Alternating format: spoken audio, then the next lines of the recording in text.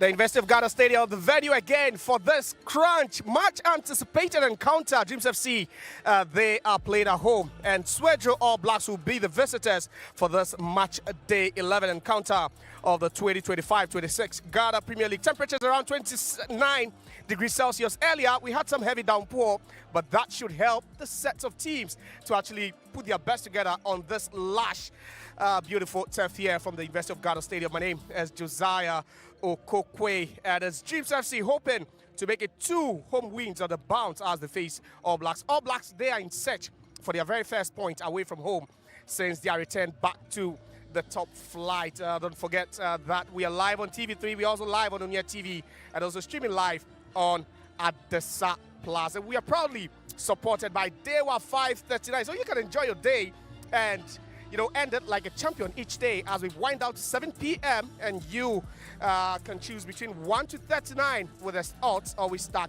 in your favor. So with as little as 5 Ghana cedis, you can multiply your stake by as much as 50,000 or 5,000 with a 4 direct, and then also with a 5 direct, it's 50,000 times your stake. You can play by dialing *446# or even visiting our website dewa-nla.com. And don't also forget to follow the Ghana Premier League across the various social media platforms. So on IG, on X, formerly Twitter, and then also on Snapchat, it's Ghana League. And then also on YouTube, Facebook, and then also TikTok, it is Ghana Premier League. We're still counting down to kickoff time here at the University of Ghana Stadium. Dreams FC hosting Swedru All Blacks. But for now, there's a mini documentary from Kasapreko.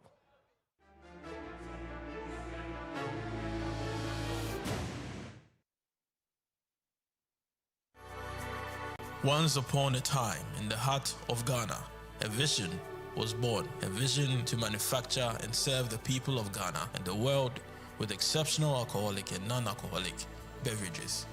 This vision became the foundation of Kasapreko PLC.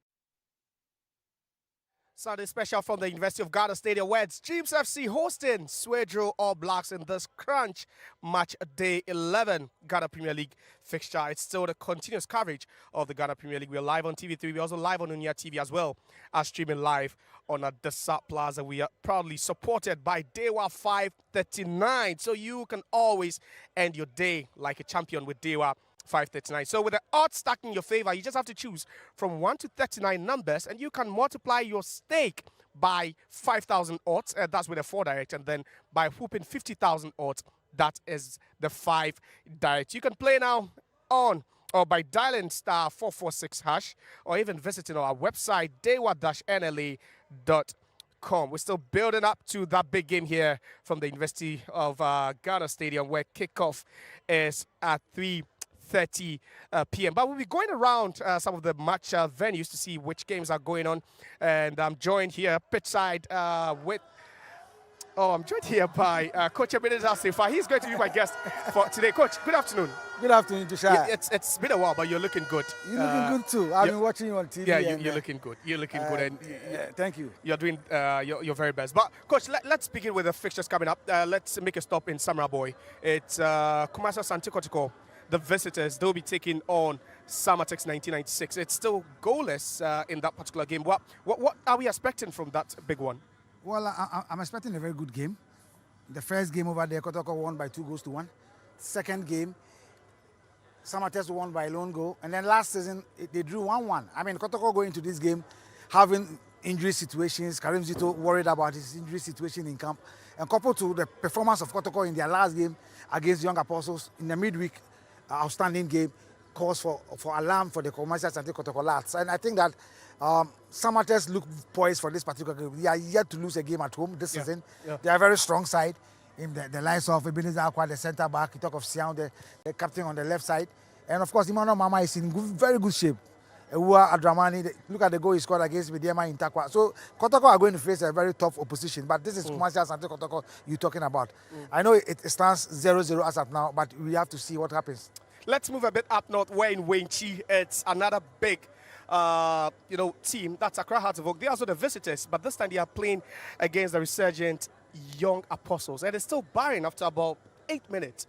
Is that game Hearts of Oak can win, especially looking at their away record? Well, Hearts of Oak has opportunity of winning because the last 2 games of Young Apostles has gone bad. They lost in Accra, and then they also went to lose in Kumasi. And the circumstance that they lost, they've complained bitterly. And I listened to their communication director who was talking about the players are not even confident in playing Hearts of Oak. For Hearts of Oak, they have a certain Solomon Agbashi in goal post for them. Though Benjamin Asaro is injured, he'll be out for some time. But in the game against All Blacks at Swedru, Hearts picked the point in that game. And it was a game between Solomon Agbashi and, of course, Swedru All Blacks. But in this particular game, if Young Apostle wants to pick all the 3 points, they need to pick all the second balls in midfield. Abdul Karim is back into the setup, Opon Fane is back into the setup, and George Paco. This is the young chap from Accra Lions to Hearts of Oak, and he has made his mark. In as much that the Hearts of Oak have issues with their strikers, Hamza Issa, and then, of course, Duku. Yeah. They struggle to score. But if Wayo comes in, he normally does something good for them. Kakari is also on the field of play. So I believe that it's going to be a difficult game for both sides. And for me, I think the Hearts of Oak stands a chance of probably picking all the 3 points or go home by a point.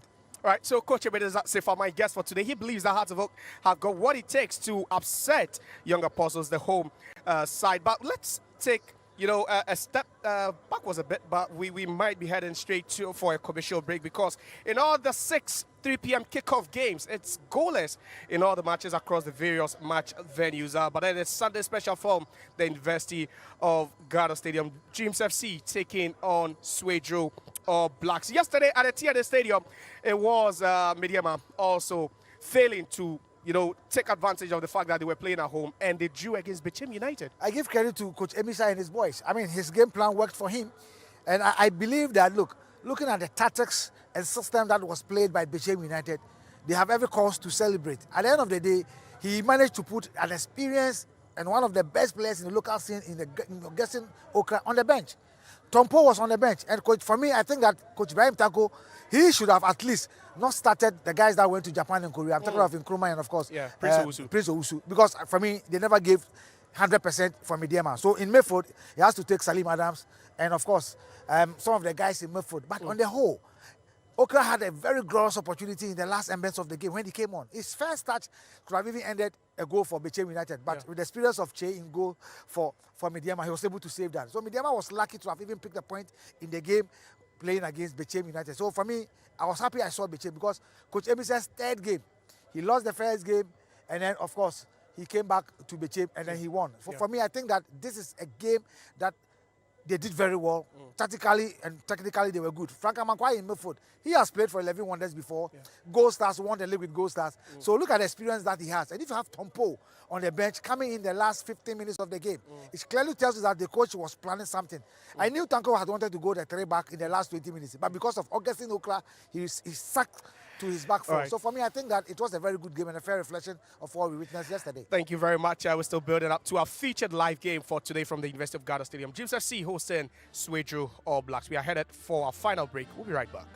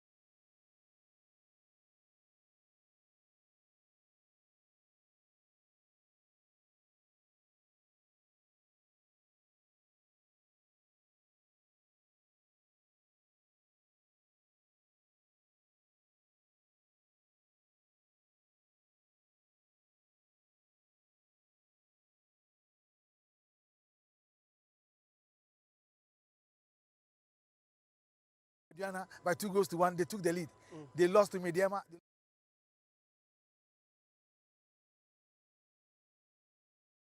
And his last are doing very well. Sludge, Swedru is leading with 3 goals. And for me, a player that was loaned from Asofuk who couldn't make the mark. But today, you give credit to the coaches of Dreams FC that they've brought him up. They've given him a new role as an auxiliary. So I think that, look, it's definitely going to be a big game this afternoon. I saw Rudolph, who scored 27 goals in Division 1. But out of the 10 games, he scored 2. But I saw him giving his fans a sign that he's going to score today. It's definitely going to be a tough one. I mean, they are playing the 4-4-2. And of course, Dreams is going the 3-5-2 with variation 5-3-2 system. I believe that we are definitely going to see a midfield challenge. We're going to see a tactical from the 2 handlers. I mean, Ahmed Fati and of course Dormon. It's definitely going to be a difficult one, but you can trust Dreams FC. In their last 3 games, they've been awesome. They play so well. Our Blacks are doing very well, but I think that if they can calm down, take their chances, and make sure that the second balls, they'll pick the second balls in midfield, then that is where I think they'll give Dreams FC a hell of a time. But I think that we're definitely going to witness a very good game this afternoon. Interesting. Now let's listen to the coaches of both sides. We caught up with Winfred Dormon. He's the gaffer for Dreams FC, and then also Ahmed Fati, the head coach for Swedru All Blacks. Well, I'm expecting a very, very competitive game. I'm expecting a team that we will take a game to Swedru All Blacks. We want to win this game because in the last 3 games, we seem to be picking some interesting points. So we are here this afternoon to make sure we continue on a good run. Actually, it was a big challenge for us to get good result outside. We did last week very good game, and we trying to solve our problems and analyze all our mistakes. And now we coming today to try to get the first winning against the Dreams here, and I hope we can succeed for this to start again a new beginning together here for away matches. So Wilfred Dormont believes that they have what it takes to win here at the University of Ghana Stadium. But Ahmed Fati, the head coach of Swedru All Blacks, is also hoping that he can break that awful away jinx. So that is the lineup for Dreams FC. A 3-back, like we said, but then there's Suraj, who has been awesome for Dreams FC all season, and 2 top of Opon, and then also Kolani up there for Dreams FC. So that's the setup. Just one change from their win on match day 10 against Hoho United. You know, the difference is going to be the pitch. The Dreams FC last 3 home games has been a tuba. That's an AstroTurf. This is going to be a grass. And that's why I think that the All Blacks players are happy, because they believe that they also train on the grass pitch and then they play on the grass pitch. But look, it doesn't make much difference. I mean, you spoke about Suraj Swedru. I mean, I think that he's done so well. I mean, looking at the 2 strikers, Hafiz Halassan of All Blacks and, of course, Rudolph Mensah. These are guys on any day can put pressure on any defense. But look at the center backs of Dreams FC. You talk of Yaro and, of course, Christian. These are very good guys. They have a very good goalkeeper in the presence of Asesco. I mean, for me, I think that we're definitely going to see tactical play. And I want to see the players that are going to improvise in this particular game. It's going to be a very difficult task. Dreams FC is not going to have it easy, though they've won their last 3 games. All Blacks will love to at least have their first win in their last 4 away games. Coach Ahmed Fati is calm today. It seems the fans are just backing him to really do something. It's definitely going to be a difficult one. All right, for Swedru All Blacks, their away team, they made 0 changes to the setup that drew against Accra Hearts of Oak on match day 10. So it's Clement Ayi who still mans the post for them. But then there's one Rudolph Jr. and Kwesi Mensah, who in 2 seasons, or since last season, has scored 29 league goals. 27 last season, 2 already this season. Have you been impressed with his performance? No, seriously, I've not been impressed. 27 goals just last season for Division 1. And 10 games in the Ghana Premier League, just 2 goals. In as much as I think that defenders are working on him, he himself as a player to open up himself, try as much as possible to take confidence and then put the ball at the back of the net. In Division 1, there are a lot of intimidations at some venues, there are a lot of pressure at some venues, but in the Premier League, you have the liberty to probably do what you are supposed to do. And I think that they are not playing as a team. Look, there was a certain Coach Kofi, who took them through the Division 1. His different philosophy from Ahmed Fati. Probably he's trying to be in our system. He doesn't know our system. He doesn't know the culture. And probably, I think that's the reason why they are struggling. But the players should be able to improvise. Rudolph, I've not been impressed in the last 10 games that I've seen him play. Interested. But then let's also take a look at Swedru Suraj. We've spoken about Dreams FC and the physicality in midfield. Now with a 5 midfield, we've spoken about the variation as well. How do you see this All Blacks team actually penetrating through the middle third for Dreams FC? I think that their captain, who wears the 7 shirt at Swansea, All Blacks will love to go the wide areas. And when they go the wide areas, you are definitely going to penetrate through, because Dreams FC feel that, look, All Blacks are going to use the middle. And I am aware that the Dreams FC coach have spoken to teams that have played All Blacks before. That should tell you why or how he's working on the All Blacks team. That is why probably he's going with this particular system, the 3-5-2, or probably the 5-3-2 system. He's definitely going to do a lot of variation in this game. Suraj is going to be the key in the third half of the opponent's team for Dreams FC. Look, in House of Oak, he was playing a different role under Samuel Boadu. Look, under Dormont, he's playing as an auxiliary. He scored 3 goals. And that is why I always call on coaches to be able to work on the wide areas players so that they will be able to score. We don't rely solely on the main strikers. I mean, in Europe, you see it out there. Strikers from all the places are scoring, but players from the wide areas are also scoring. We are definitely going to see goals in this particular game, but it depends on which players are going to have that opportunity and how they are going to have confidence to bury those opportunities. Interesting. But then also let's take a look at All Blacks and what they've not done right. Yeah, we've spoken about the fact that the surface is quite different. Dreams FC moving from Tuba to the University of Ghana. But how would this play into the hands of All Blacks? You see, Dreams FC goes away and they play on the AstroTurf. I don't know whether you monitor their game against Karela, and for me, they played so well. I mean, they were down, but they came back to equalize. I mean, comfortably, you know, Dreams FC, though they train and play at Tuba, but they have a lot of confidence in these young boys. And as I mentioned, Dortmund, he's done so well with these dreams. They didn't start well, but see how they are picking. It's definitely going to be a tough one. But for All Blacks, it is the sharpness of the attack, which for me it is very poor. If you had witnessed the game against Hasselhoff, they created all the chances. In as much as Solomon Bashi had his day, he was fantastic on the day. There are some of the opportunities that I felt that they could have buried them. Tactically, I think that they were not there, and a bit of tactically indiscipline on some of the players. All right, let me quickly take your predictions before we head over to the commentator. Well, looking at the statistics and looking at the current form of both teams, I think that Dreams FC stands a chance of going ahead in the first half. Coach Ebenezer Sifa is quite convinced that Dreams FC would carry the day here in this match day 11 encounter from the University of Ghana Stadium. William Graham Benjamin is our commentator for today. Good afternoon, everyone. It's another silver sky afternoon here at the University of Ghana Stadium, Legon, and we are here for match day 11 of the Ghana Premier League. Dreams FC versus Swedru All Blacks. Today, the believers step forward with eyes on possibility, a team built on courage, youth, and the relentless chase of tomorrow. So they come in with their green shines bright under the sun. That signals that they have something boldly written and ready to rise. But haunted with a relegation fight, Swedru All Blacks will continue to fight on. They are trapped in their tradition. Come here at the Legon Stadium with their fans who say they are steady and ready to fight for every point in the Premier League. At least they want to stay and ensure that at least their fans continue to excite themselves with the Ghana football. Now, this is the match where the still believers are gradually building momentum after notching up 3 wins in the last 5 matches.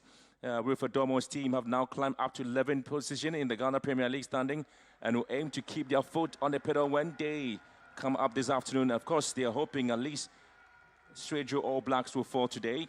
A win for Dreams FC will inch them up in the Premier League ladder after enjoying a difficult start in the campaign. Now, this is a match where relegation-haunted Swedru All Blacks will be desperate to pick up a win to end their 4-match winless streak when they also come up here today. It's pretty much of an interesting battle there for Dreams FC and, of course, for Swedru All Blacks. They've had very, very difficult, daunting tasks back home in terms of matches they've played so far. They've won just 2 of their Premier League matches with both victories coming at the Swedru Sports Stadium. But their poor run on the road offers very, very little hope and a big of a surprise there. So a win here will be a big, big surprise for them. Their fans continue to sing and chant that at least the All Blacks team will be able to pick up a win here. But the interesting bit about the team is that they have the Egyptian coach, Ahmed Fati, who certainly has assured the fans that something dramatic might be happening today against Dreams FC. So this is where we are looking forward to seeing how things will pan out for these 2 sides in the Premier League in match week 11, with the match officials also ready to ensure that these 2 teams come up with something spectacular. Dreams FC, after the 1-0 win against Hawaii United, they certainly are making just 1 change in the side, with Christian Owusu serving a suspension, and so Nicolas Asante replaces him in today's match. Just 1 change they have made in the game there, so they come in with a 3-5-2 formation, Dreams FC, and they would hope at least it works out perfectly for them for the 3 points that they are seeking in today's match against Swedru All Blacks. This is a match where Wilfred Dorman really is coming in with almost all his arsenals and ensuring that they always get something spectacular. Jonathan Nemodine, the man who always comes from the bench to get something spectacular for Dreams FC, was the man who's got the only goal for them, for Wilfred Dorman's side against Hawaii United. And there's the man who's been trusted with the work to change and work things out there for Dreams FC and in the Premier League. Well, so they will continue to work out things. The match officials for today's game there, we have center referee being David Adane. They'll be assisted there by Lugmi Michael Abamiyaga, and of course Agbo Joshua Kofi is the assistant referee too there, and Maxwell Hansen will be the 4th official for today's game. Both officials are really looking resplendently beautiful in the outfit, and ensuring that the Dreams FC side clad in their green and black outfit, all the blacks in the black and white. They certainly are also excited to be part of this very important journey in the Premier League. Hasn't really been the story for Blacks. They're making 2 changes there. Shadrach Arthur and Hafiz Alassane being dropped on the bench there. Kweku Aswanzi Bafo is there to replace Shadrach Arthur, and Ayaka Bia Solomon Nareba is also being given a chance to start in today's game ahead of Hafiz Al-Hassan. So 2 changes there for Swedru All Blacks in tonight's game against Dreams FC. And Joshua Quay is here for us to look into this match, All Blacks and Dreams FC. And for Dreams FC, they're really turning the corner very early into the season. Just match day 11, but they've been very, very convincing. It's this man in your shorts who I'm worried for, because in 6 away games or 5 away games, they are yet to pick up a point, which is quite troubling. But he believes that today they could break that jinx. Well, he talks about the fact that the team would have to go all out and fight for today.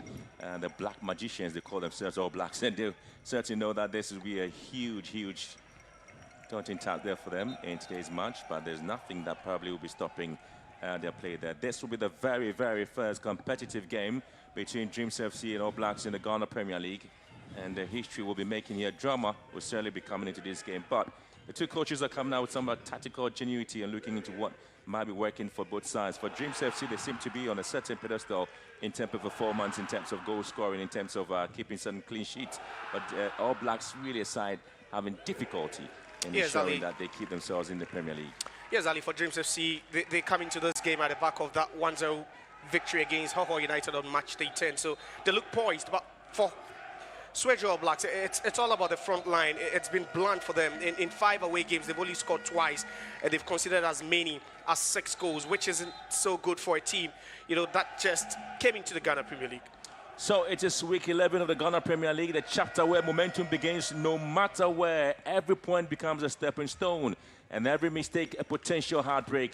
So there we are at the Legon Stadium. Beneath the warm afternoon glow is Dreams FC and All Blacks, obviously in their own defensive lines.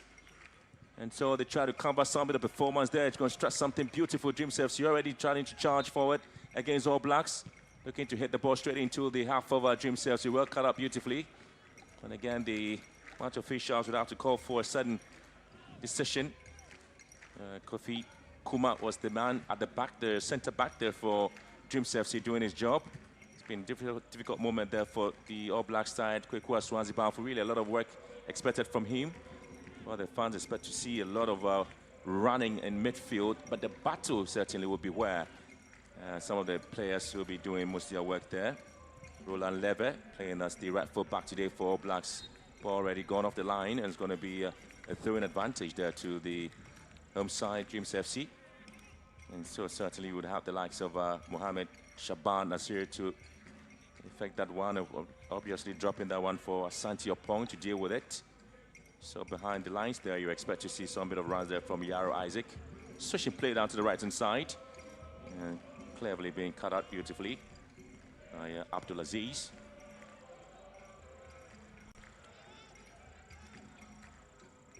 Even though All Blacks seem to be the team playing away from home, they have a very vociferous fans in the stands to spur them on. At least they know that the 3 points is very valuable for them if they have any chance of staying or avoiding a relegation battle. We've seen the difficult moment there. The likes of 11 Wonders really have had to go through in the Premier League. And now there's time there for Rudolph Mensah trying to switch play and hitting this one straight into the waiting arms of goalkeeper Gideus Isiako. Yeah, it's been stale. It's been stale. It's been a bit scruffy in midfield, especially for Dreams FC. That's where their strength is, where you have out here Blay, you have the likes of Suraj, and sometimes they lack to create the overloads in midfield. That's why they are blessed with that 3-5-2 formation. It's all about the strength in midfield for Dreams FC, and sometimes they can crowd that area, making it difficult, for any team that's not technically equipped, to break the lines for them, and that's how they could set up, making it very, very frustrating for Swedru All Blacks this afternoon. Levis throw here for All Blacks. I was looking to pick up a Swansea. And again, a struggle for some bit of stability out there. And Benjamin Ajay couldn't quite deal with the situation. So it's going to be a free kick advantage there to Dreams FC.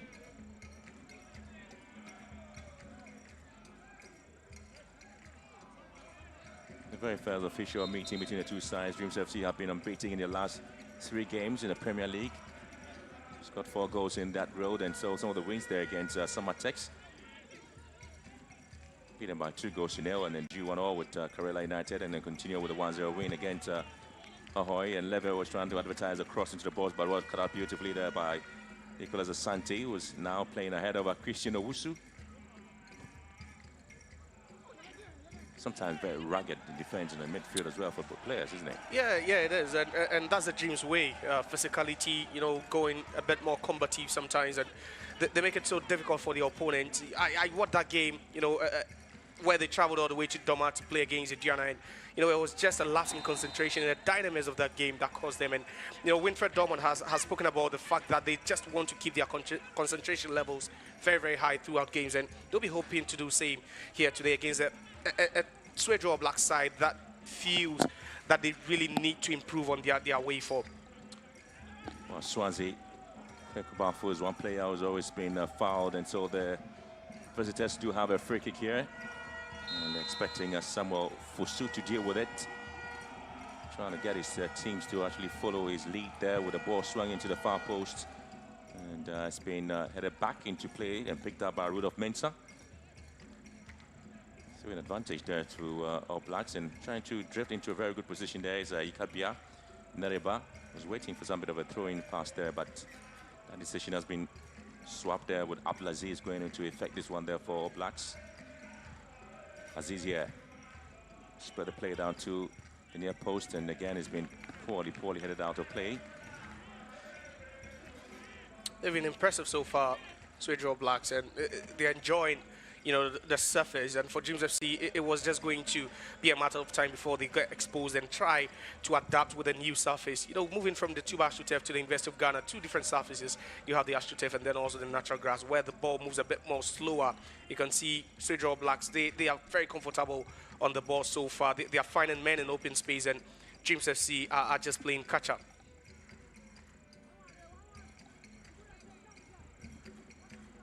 Well, interesting games being played there. Hull United, who lost to Dreams FC, currently lead 11 Wonders by a goal to nil.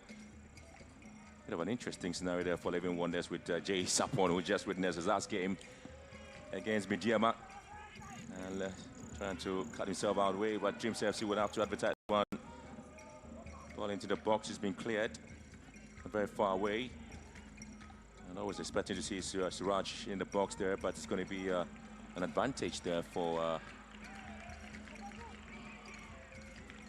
well, again, it's a decision going in favor of All Blacks.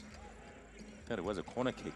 Yeah, that was the main argument there by Dreams FC. Yeah, and that was Suraj's reaction all of a sudden. He was thinking that ball came off, the All Blacks defender last, but the linesman just had to lift the flag, pointing to the penalty.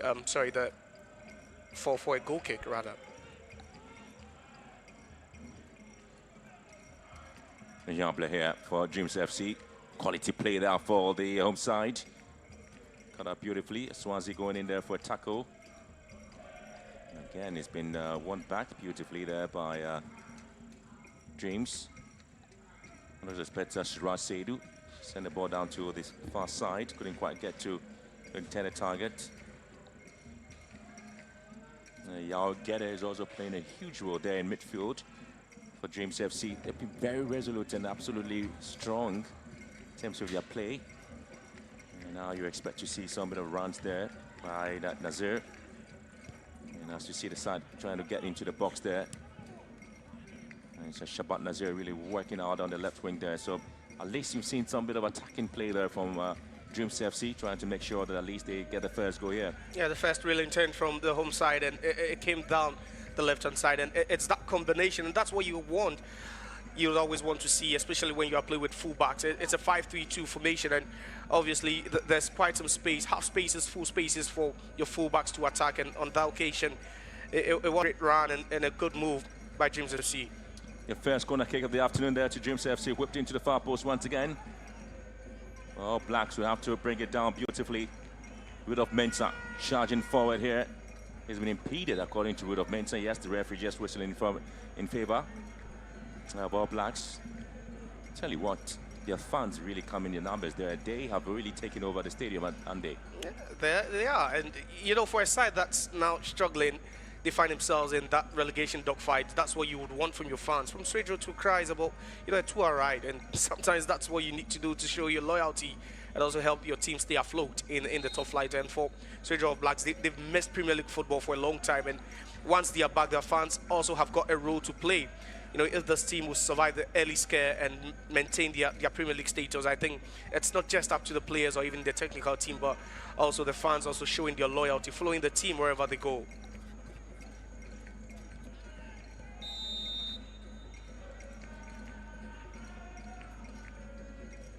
Free kick advantage there.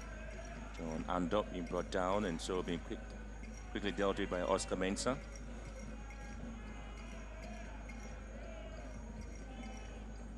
We'll talk about the All Blacks team and the match against Accra Hearts of Oak, where the game went goalless. Quality chances they had, and again, it flapped a lot of them. Actually put a lot of pressure there on the coach, and the fans really asking for his head after the draw against Accra Hearts of Oak. And that also became another talking point for Hearts of Oak after losing to Kotoko and drawing to All Blacks as well. Yeah, it was actually a good point for All Blacks, especially looking at the fact that they came up against the best team on the road in the league. It was a good game for them. They just couldn't take their chances, and that's one of the most frustrating aspects of the game for All Blacks. They have a striker who scored 27 goals in Division 1 last season. He's only married twice in 10 games, and it's frustrating that they are not banking in the goals and the attack looks a bit blunt. But they're hoping that maybe in an away game like today, they could at least score and just keep a clean sheet. Get a long ball to the right-hand side. They're going to pick up Siraj as well. On a quality pass, the flag has gone up on offside. And Nicolas Asante really picked up here. And it's Pong as well. All of them involved in the action. Asante Opong. And Asante Nicolas would have to go for this one. Sends it back to goalkeeper Siako. Didn't want to take any chance at all. Safety first. Yeah, not at all. And I was thinking he could have just hit that one straight into throwing rather than going to the goalkeeper with that reverse pass. Kulani here trying for a chase. Has been picked up beautifully. It's Clement Tutu. It's ensuring that the goalkeeper is well guarded. Kulani again chasing for that. And high press there from Dreams FC. You have a very interesting way, an intricate passing movement where they get themselves away from trouble.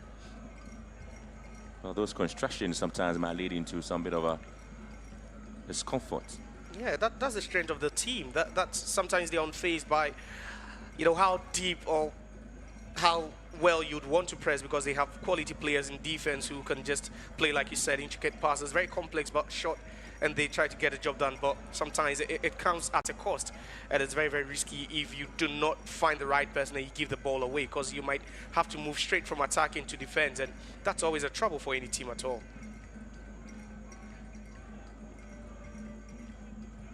Yaro switching play, was trying to pick up the runs there of Mohammed Shaban Nazir. Couldn't quite deal with him.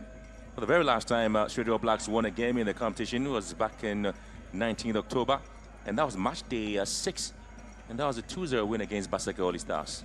Yeah, it's been a while. It's been a while. You know, their promotion back to the top flight actually, you know, gave the faithfuls of Swedru some hope. You know, a glimmer that yeah, they were in to compete, but you know, since they came in match day 10 and they're already battling relegation.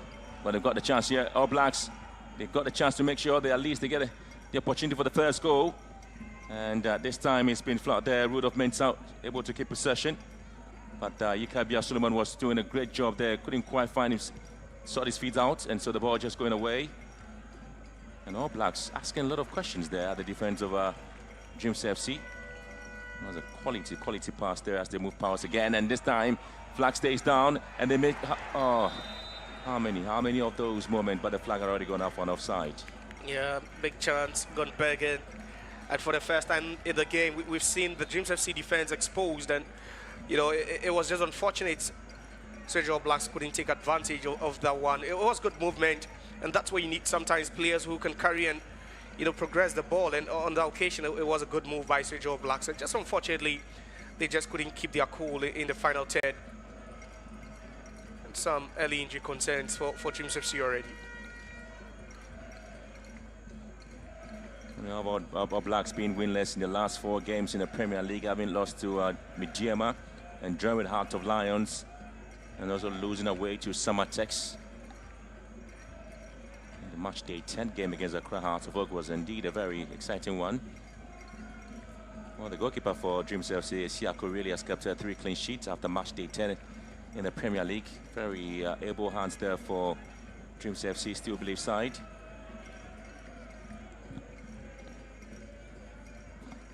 And they keep conceding. Dreams FC, that has been their bane as well. You talk about Swedru All Blacks. In 10, they've conceded 10.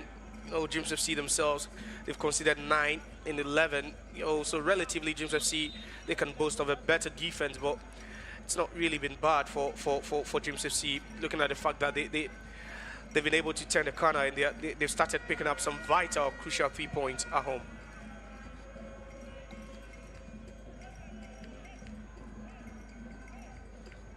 Well, Clement Tayo for Swedru All Blacks has kept 3 clean sheets as well after match day 10 in the Premier League.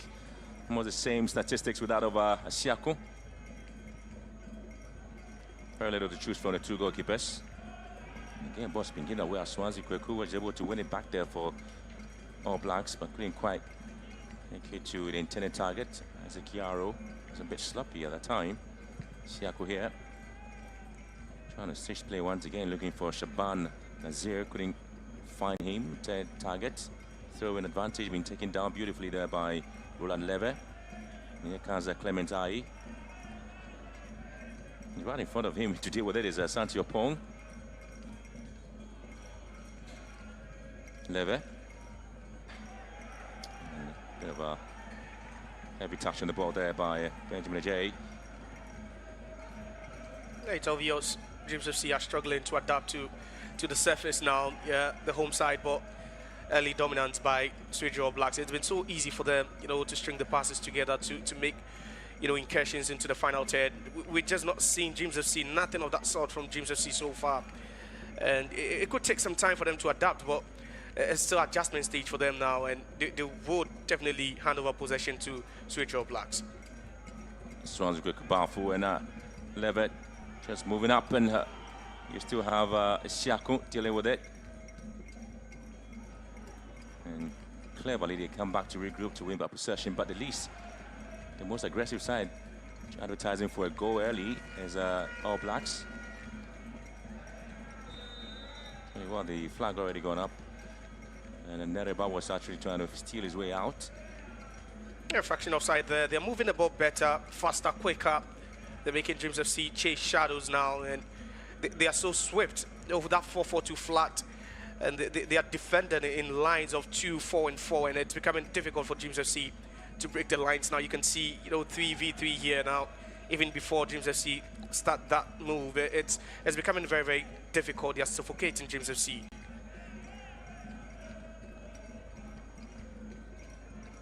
Well, some of the fans have been asking about All Blacks and how they've been very, very strong at home.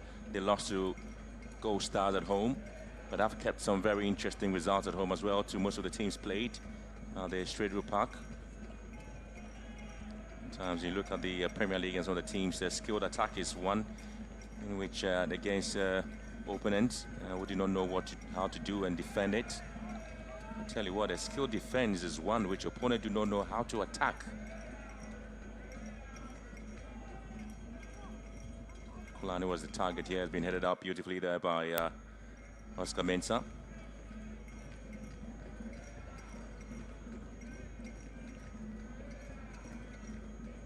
Like we rightly mentioned, it's now, you know, the wide play for Dreams FC now. You know, try and move the ball to the wider areas, because now there's no space in midfield for them.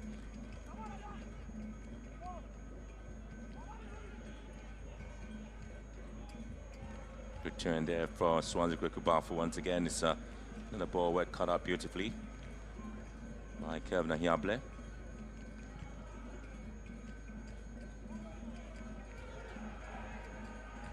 Shaban Nazir was keeping possession neat and simple. Mohamed and John Ando also doing his job there. The flag has gone up on offside.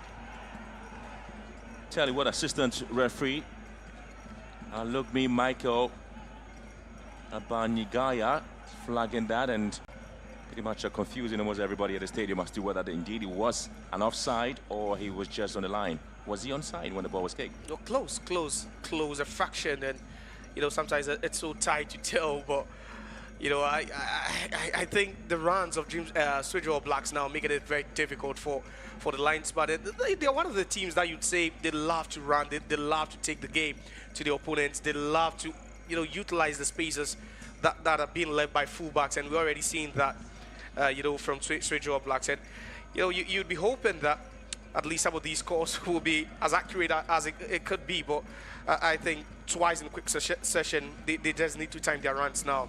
You know, they are making too many early runs into, you know, behind the defense of Dreams FC. Here comes Yaro to his goalkeeper, Siako. And so the game is still ongoing here at the Legon Stadium. Just about 20 minutes gone on the clock. Both sides struggling together. Opening goal here. Here comes Samuel Fosu, sending it back to the goalkeeper. Yeah. Switching play to the midfield and beat into it there. Swansea quick bounce and obviously picked up here by Shaban Nazir for Dreams FC. Looking to cut in beautifully, he does, but he's been stopped in his tracks. Quietly working hard. Fosu. Yet again, the flag stayed down, but it's gone up on offside. Tell you what, probably you're talking about the runs there of Ikabia Solomon. Probably need to time his runs well. Yeah, he has to, but in quick succession, in the space of 3 minutes, they've been caught offside or flagged offside 3 times. And, you know, it's a speed with they are playing with and the way they transition the ball quicker. They're not spending too much time in midfield, but rather they are trying to find men in open spaces. And this will be a lot of work for, you know, the officials today, because already there's been boos and cheers from the crowd. Because some of these calls have been tight. Tell you what, Graham, it's been very, very tight, close to call.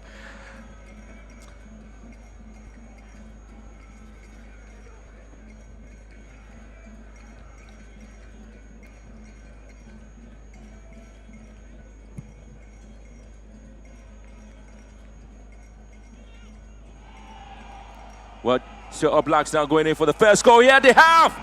And Swedru All Blacks, surprise, surprise. They have scored.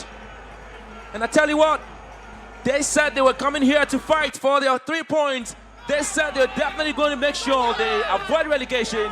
And so it is Rudolph Mensah with the first goal here. They go up here against Dreams FC. And this will be an exciting jubilation there in Swedru. 3 times they were caught offside, but this time the flag stayed down. Yeah, it did, and what a goal that was. We spoke about the fact that they've been the most dominant team. Dreams FC adjusting to playing on the new surface, and they've got punished. They were leaving spaces behind. They were pushing more men forward, and you know, it was just a swiftness of Rudolph. You know, and this was expertly taken, well executed with a left foot. This is a player who has scored 29 goals since last season, and that's the 30th, and it just couldn't come any better than this. They've been the better side, and I think they deserve the lead. I tell you what, there's an exciting time there for a player to score the very first historic goal there for Dreams. Well, All Blacks against Dreams FC, and that was it. Left foot goalkeeper simply was stuck on the left foot. Yeah, just couldn't move it. Yeah, and that was straight from outside the box, but then with the left foot, and it was accurate, just the precision from that side. Just look at that. And that's the mark of a good striker who can shoot with both feet, and just look at that. At full stretch, Siako had no chance at all, had no chance, and Rudolph made sure he planted that one, you know, at the far right-hand bottom corner where Siako wouldn't have a chance at all, and that's the mark of a great striker. And, you know, Swedru All Blacks have got a great striker in their ranks. Well, I did say in my introduction that this is the very first competitive match between Dreams FC and Swedru All Blacks, and this is the very first goal scored there by Rudolph Mensah, but there will be a response here, and Shaban goes down, and the referee says what? It's a penalty. Quick response, absolutely. An interesting call there, but the player went to ground, yes. Was there a touch? Yes. Was it enough? That is the argument. I think it was, and it was a drop. You know, they just dropped their guard. It was a lapse of concentration for Swedru All Blacks, and it was just unfortunate. You know, they just scored the first goal. They just got an opening goal, and all of a sudden, you know, they just couldn't keep their concentration levels up there, because at some point there was miscommunication between the two attacking Dreams players, and they just had to deal with that. And just look at that, giving away a cheap penalty kick right after scoring. Wow. What a game we have. What a game we have.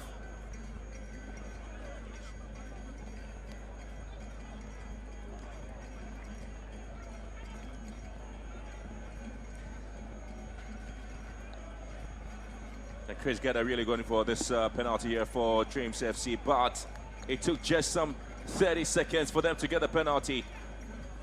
They were caught off guard, Dreams FC, and quickly also found a way to respond to All Blacks, and also getting them or catching them off guard as well. Yeah, I just think, you know, as much as a cliche could sound, teams are weakest right after scoring, and that's what we saw, you know, with Swedru All Blacks. It looked like they were disorganized. They were yet to just organize themselves at the back. The celebration was actually cut short. Of course, that celebration was simply cut short there. Livid. Now Siraj would have this one there for Dreams FC. It's got to beat Clement Ayer to put the team back in the game.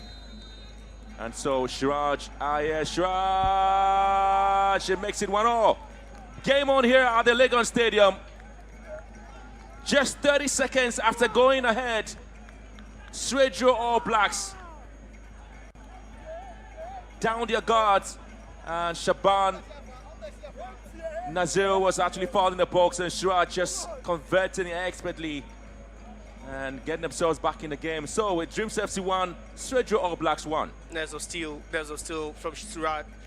He's a top player, and that's why he's been revered by his peers. Just look at that from 12 yards. You know, composed, calm, you know, and just slotted that one past Clement Aye. No chance at all for Clement. He just stood rooted to the ground, and there was no way he was just going to save that. But for All Blacks, they still can dig deep. They've been the better side so far in this game, and they've really dominated the game, you know, in all aspects. But for that lapse in concentration defense, they've just given away, you know, a cheap penalty to Dreams FC.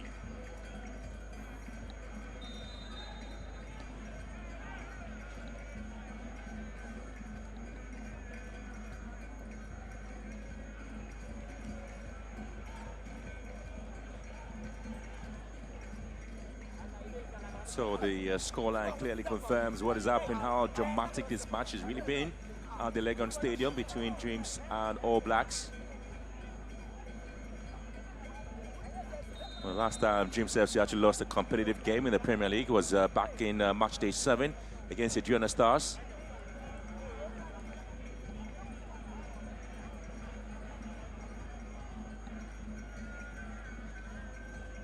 They've been exciting to watch there. Dreams FC had to draw 1-1 with Karela. Their first drawn game in the Premier League. That's match day 9 as well. And now there's 1-0 here against Swedru All Blacks. Just about less than a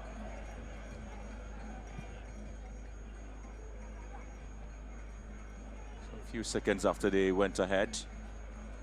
Just under 30 minutes, we already have 2 goals in the game, don't we? Yeah, it looked, you know, evenly matched, despite the fact that Swedru All Blacks were creating the better chances, they were making the best incursions. But, you know, it's quite shocking that already we have 2 goals, and it leaves the floodgates open, that we could see more goals, depending on how both teams would want to, you know, maximize the chances they create. For Swedru All Blacks, you know, it's a positive thing, scoring, you know, just their 3rd goal in an away match, in 6 away matches this season. But for Dreams FC, we've seen them. They've been tight at the back. They've kept clean sheets, you know, at home. And, you know, it's a clean sheet going, but there's a quick response from them. That's the best thing.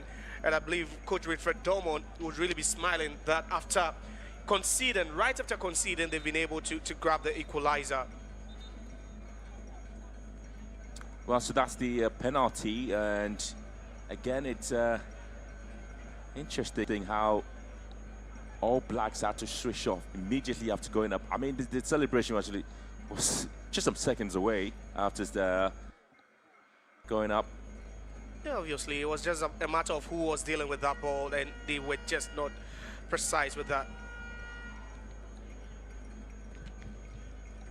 Switch of play there between Klebia Suleiman, Erebar, and that of Rudolph Mensah causing a lot of troubles there to Isaac Yaro and Nicolas Asante on the rear for Dreams FC. It appears the goalkeeper, Isiako, might be having some bit of an issue there.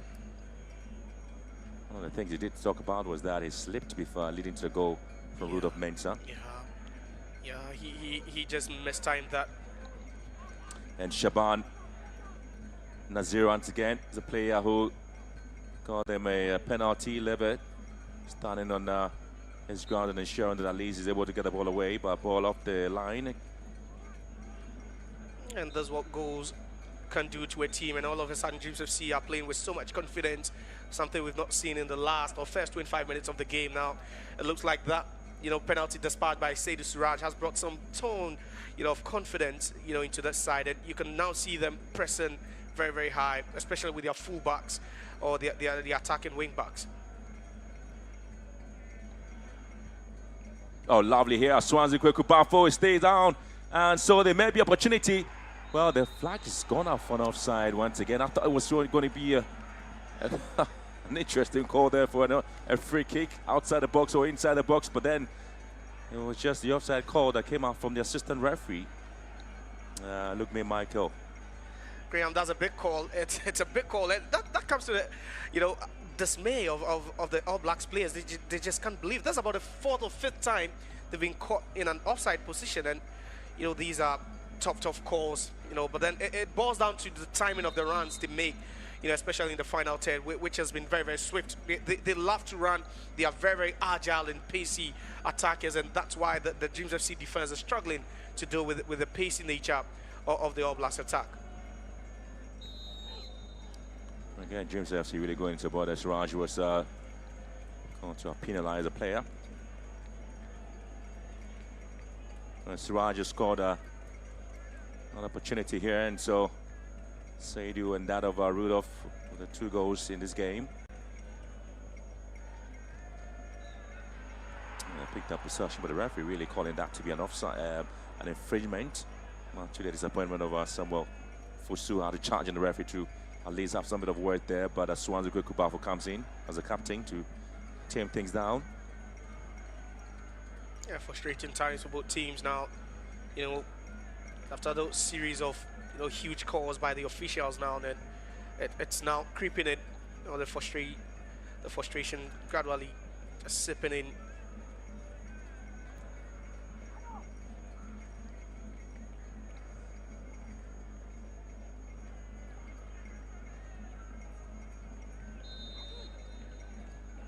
A free kick taken here. It's repelled here by All Blacks. Swansea Kweku Bafo. He's been pretty much busy this afternoon in the game and switching play down to the left-hand side. I was trying to pick up Suleiman Nereba, cutting in beautifully. Here comes Rudolph Mensah, and bit into it there. Kulani.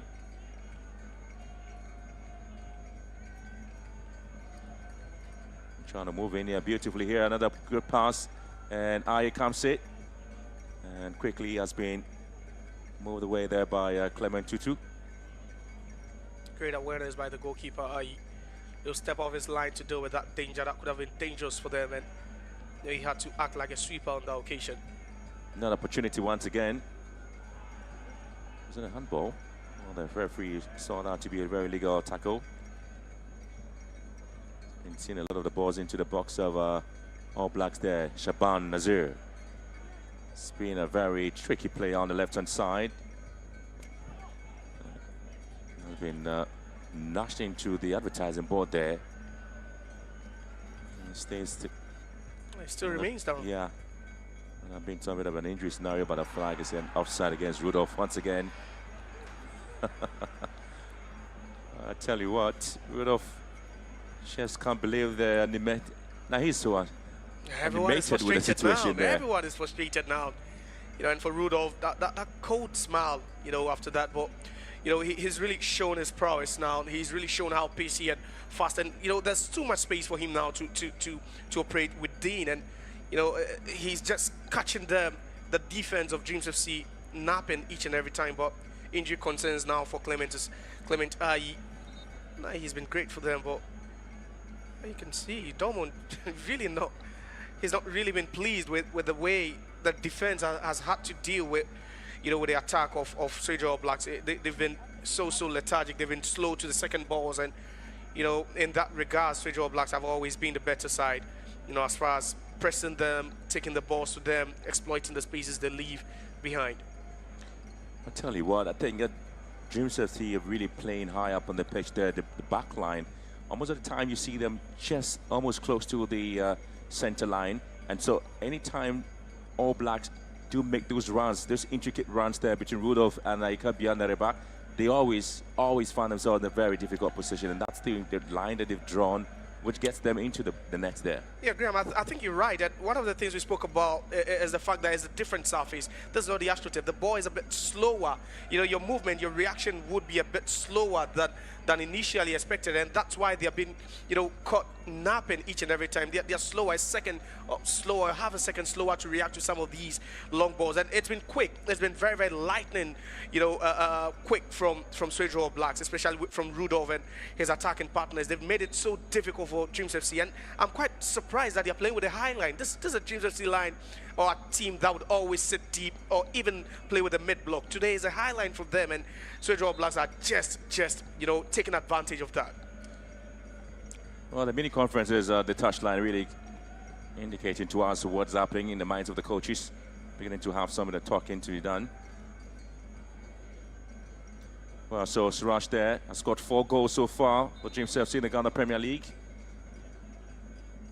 He had only scored 3 before he scored the penalty to make it 4 goals. And so one of the, you talked about his prolific play there for Dreams FC in the Premier League. Yeah, he's a top guy. Played once for Accra Hearts of Oak. Was, a brilliant attacking player. But since he moved to Dreams, he's been a different player. He's added quite a lot to his arsenal, to his skill set. And, this Dreams team would always fall on him to conjure some magic when the going gets tough. Get it. Cheering away from almost everybody. And again, he's been well cut up beautifully there by Abdulaziz for All Blacks. A total of 10 players from Dreams FC and All Blacks have combined scored 17 goals after match day 10.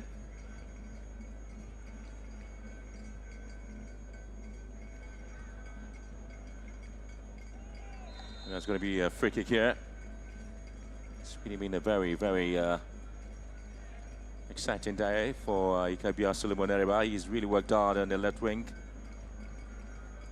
That was a good call, and yet again, their swiftness, their speed coming to bear there, and that's the strength of this Swedru All Blacks team. They've made it so difficult for Dreams FC today with those speed, one-on-one situations there. And Dreams FC would really have to map up a strategy to just get till these dangers. Here comes a right-footed free kick by Swedru All Blacks. We do have a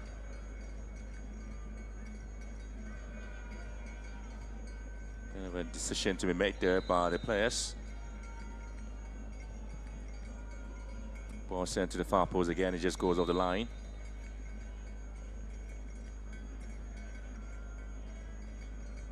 Just not the best of deliveries there. That was a big chance.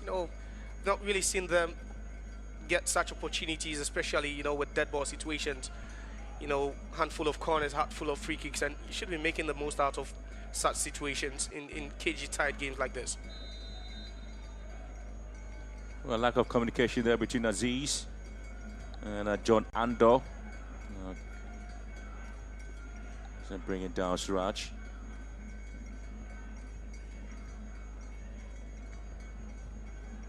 Rudolph Mensah really has got 2 goals before he got the goal here, making it 3 in the Premier League. And Swansea Kweku Barfus also scored 2 goals already in the Premier League. Aziz.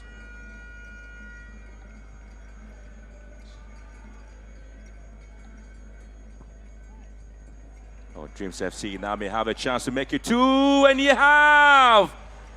Poorly done in the back there, and they have been punished. Chris Gedder makes it 2-1 there for Dreams FC. Again, it's about decision making. Again, it's about how strong you are at the back. And All Blacks, just against the run of play, have gifted Dreams FC a goal here. And now it is Dreams FC 2, Swedru All Blacks 1.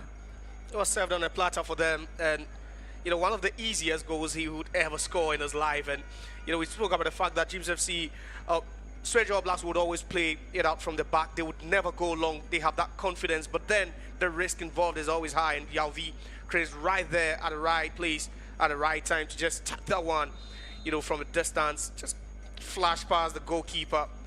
No chance at all to save that, and now it's going to be a tall order for them to get back into this. Very first goal there for Dreams FC. Oh, the referee now whistling for a free kick here for All Blacks. Again, is a surprise scenario there now. The very first time Dreams FC going up in the game. All Blacks started it well. They had the opportunity, they scored, but they have been punished.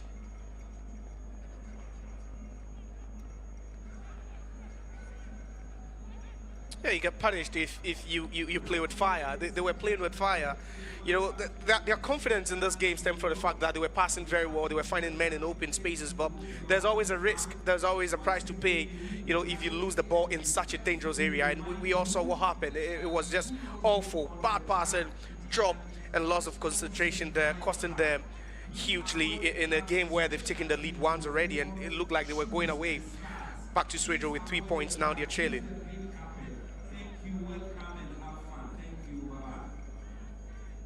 The last 5 minutes of the game here at the Legon Stadium. An opportunity now for All Blacks. Will hit this one very wide. It is.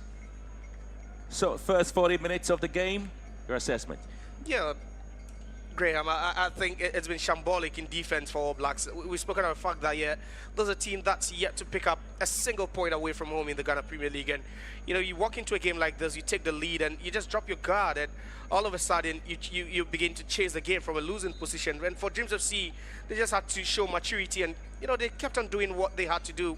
They stayed to the game plan. They didn't change it. They kept on pressing high up, and I think they've been fortunate within the intervals, but overall, it's been a good game for them, and they're really showing maturity today with their decision making, and they've also pounced on one or two errors of Swedru All Blacks, and they punished them for it.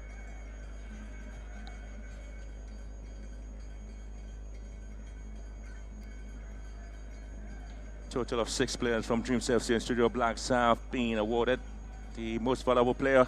And again, Shaban was just lurking around to hit this one, commits a foul in the box. Maybe a head injury here to Leve.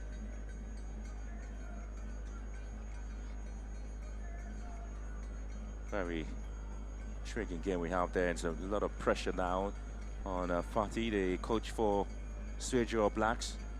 He asked his players to come and fight for everything. They seem to be the team truly now to going up by very early in the game. Now with Verdoma really seeing his side competing certainly in the Ghana Premier League. They continue with this fine form. They continue to be a side who are unbeaten. But Swedru All Blacks winless in their last 4 games, and this will be, that is, if it stays this way to the end of the game, defeat in the Premier League on the road there. And so the fans want to put a lot of pressure there on the officials, on Swedru All Blacks, who certainly hoping the team continue to stay in the Premier League and not go on relegation as early. And you can actually see on their faces there, they are not happy about what is happening during Swedru All Blacks.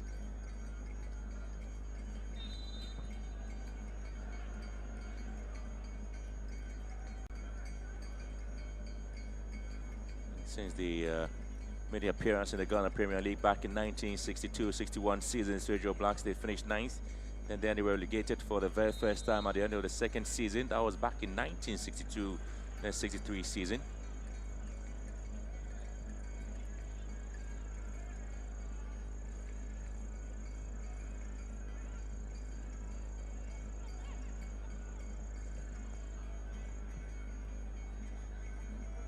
There's a handball scenario here. Obviously,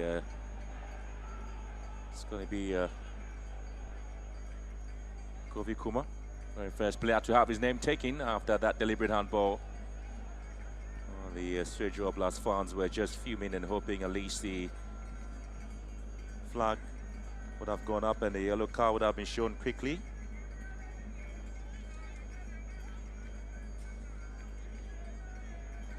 So Kofi Kuma booked.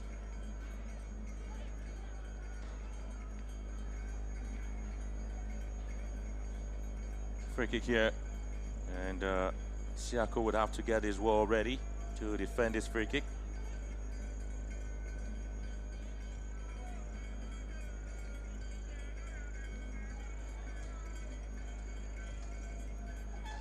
Trying to see a lot of work there by the players and the technical side. And free kick.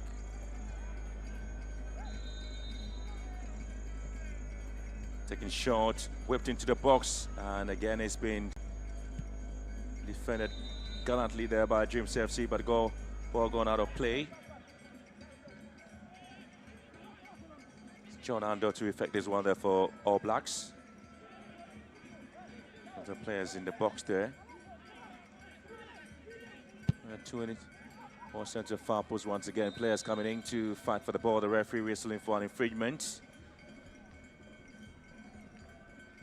That last time All Blacks came into the Premier League, the 2008-2009 season, 14th place, and they got relegated after amassing 36 points.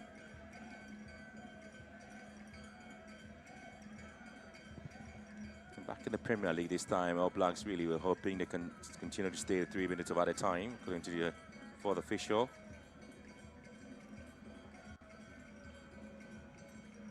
In 1999, All Blacks got relegated again after picking up 32 points and placing 15th, and also got relegated back in 1978 as well.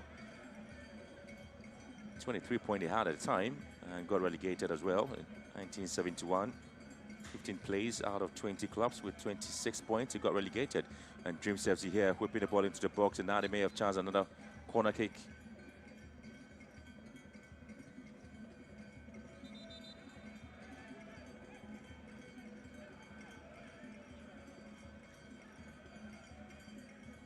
So Dreams FC will be hoping to continue with this fine form as we end the first half. Rid of Mensah with the first goal, then it was cancelled by Siraj. Swedru with the penalty well converted, and as a concern there for Dreams FC's captain Ebenezer Dade. I do have a corner kick to deal with it. Dreams FC. Ball sent in, goalkeeper, Aya comes in. Just dropped the ball there, but again it was impeded according to referee. So Aya just gets a respite for that.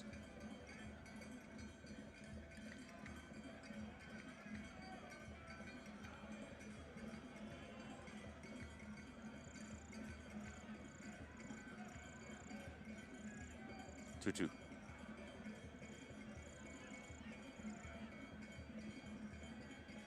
Leve. And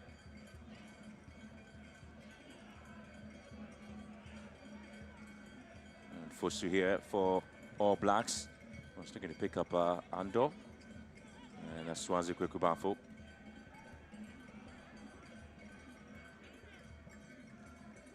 All Blacks really are not overall there by the performance of Dreams FC. They continue to ask a lot of questions.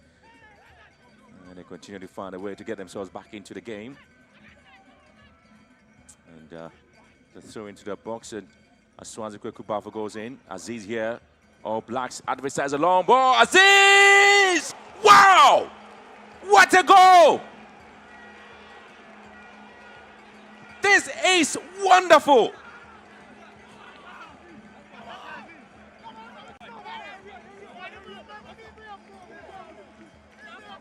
Tell you what, this is a match you need to watch. This is a goal Aziz will fancy and watch for many, many, many years. And the fans will continue to love this. An absolutely exciting goal there from the left full back, Abdulaziz.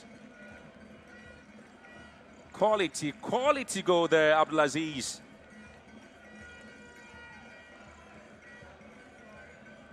Dreams FC really caught off guard there. We're just talking about the performance of Swedru Blacks. It continued to fight on, but they are back in the game, aren't they? It's 2-2 as we draw the curtains down the first. The last goal there and the last strike, Abdulaziz, and showing that the first half never stopped short from giving us some drama. Dreams FC going up, but again it was this man who started it all, Rudolf Mensah, and Suraj Said who cancelled that with a penalty. But it was Gede who got Dreams FC back in the game there, and now it is Abdulaziz who's drawn them back in the game. And so we continue. We're back again for something spectacular maybe in the second half. But this side will continue to advertise and entertain the fans here at the Legon Stadium.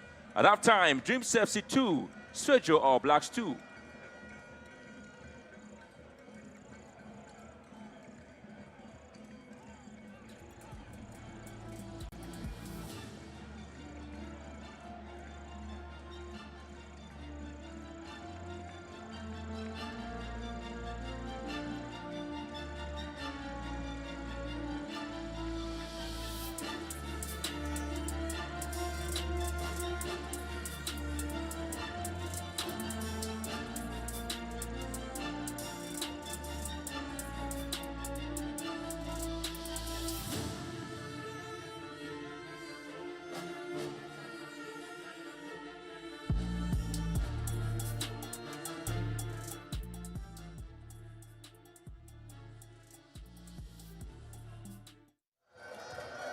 Yeah.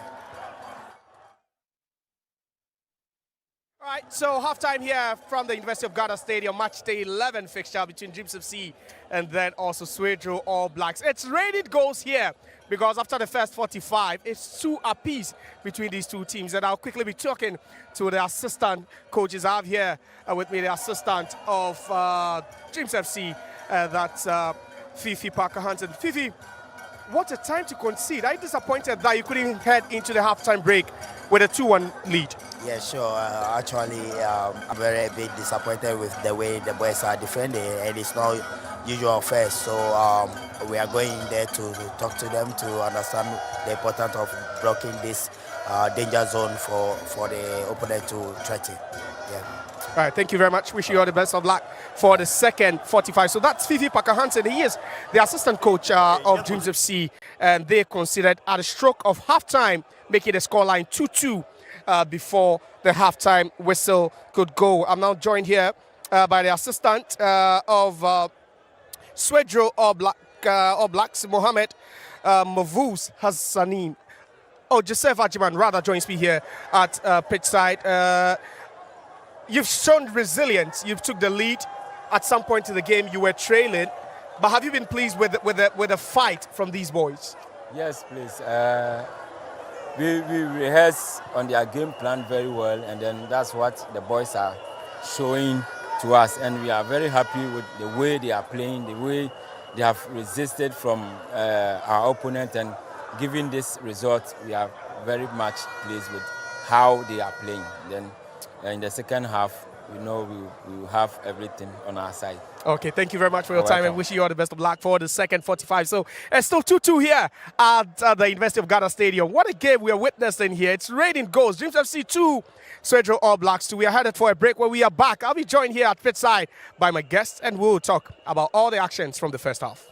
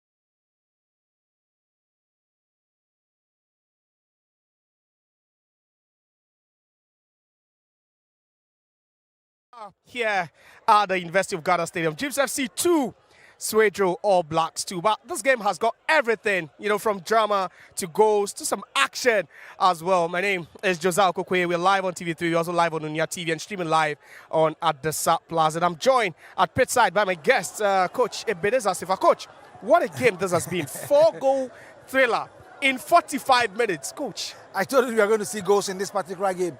If Rudolph is going to have his day. I told you he made a sign to the fans that he's going to score. And eventually he scored.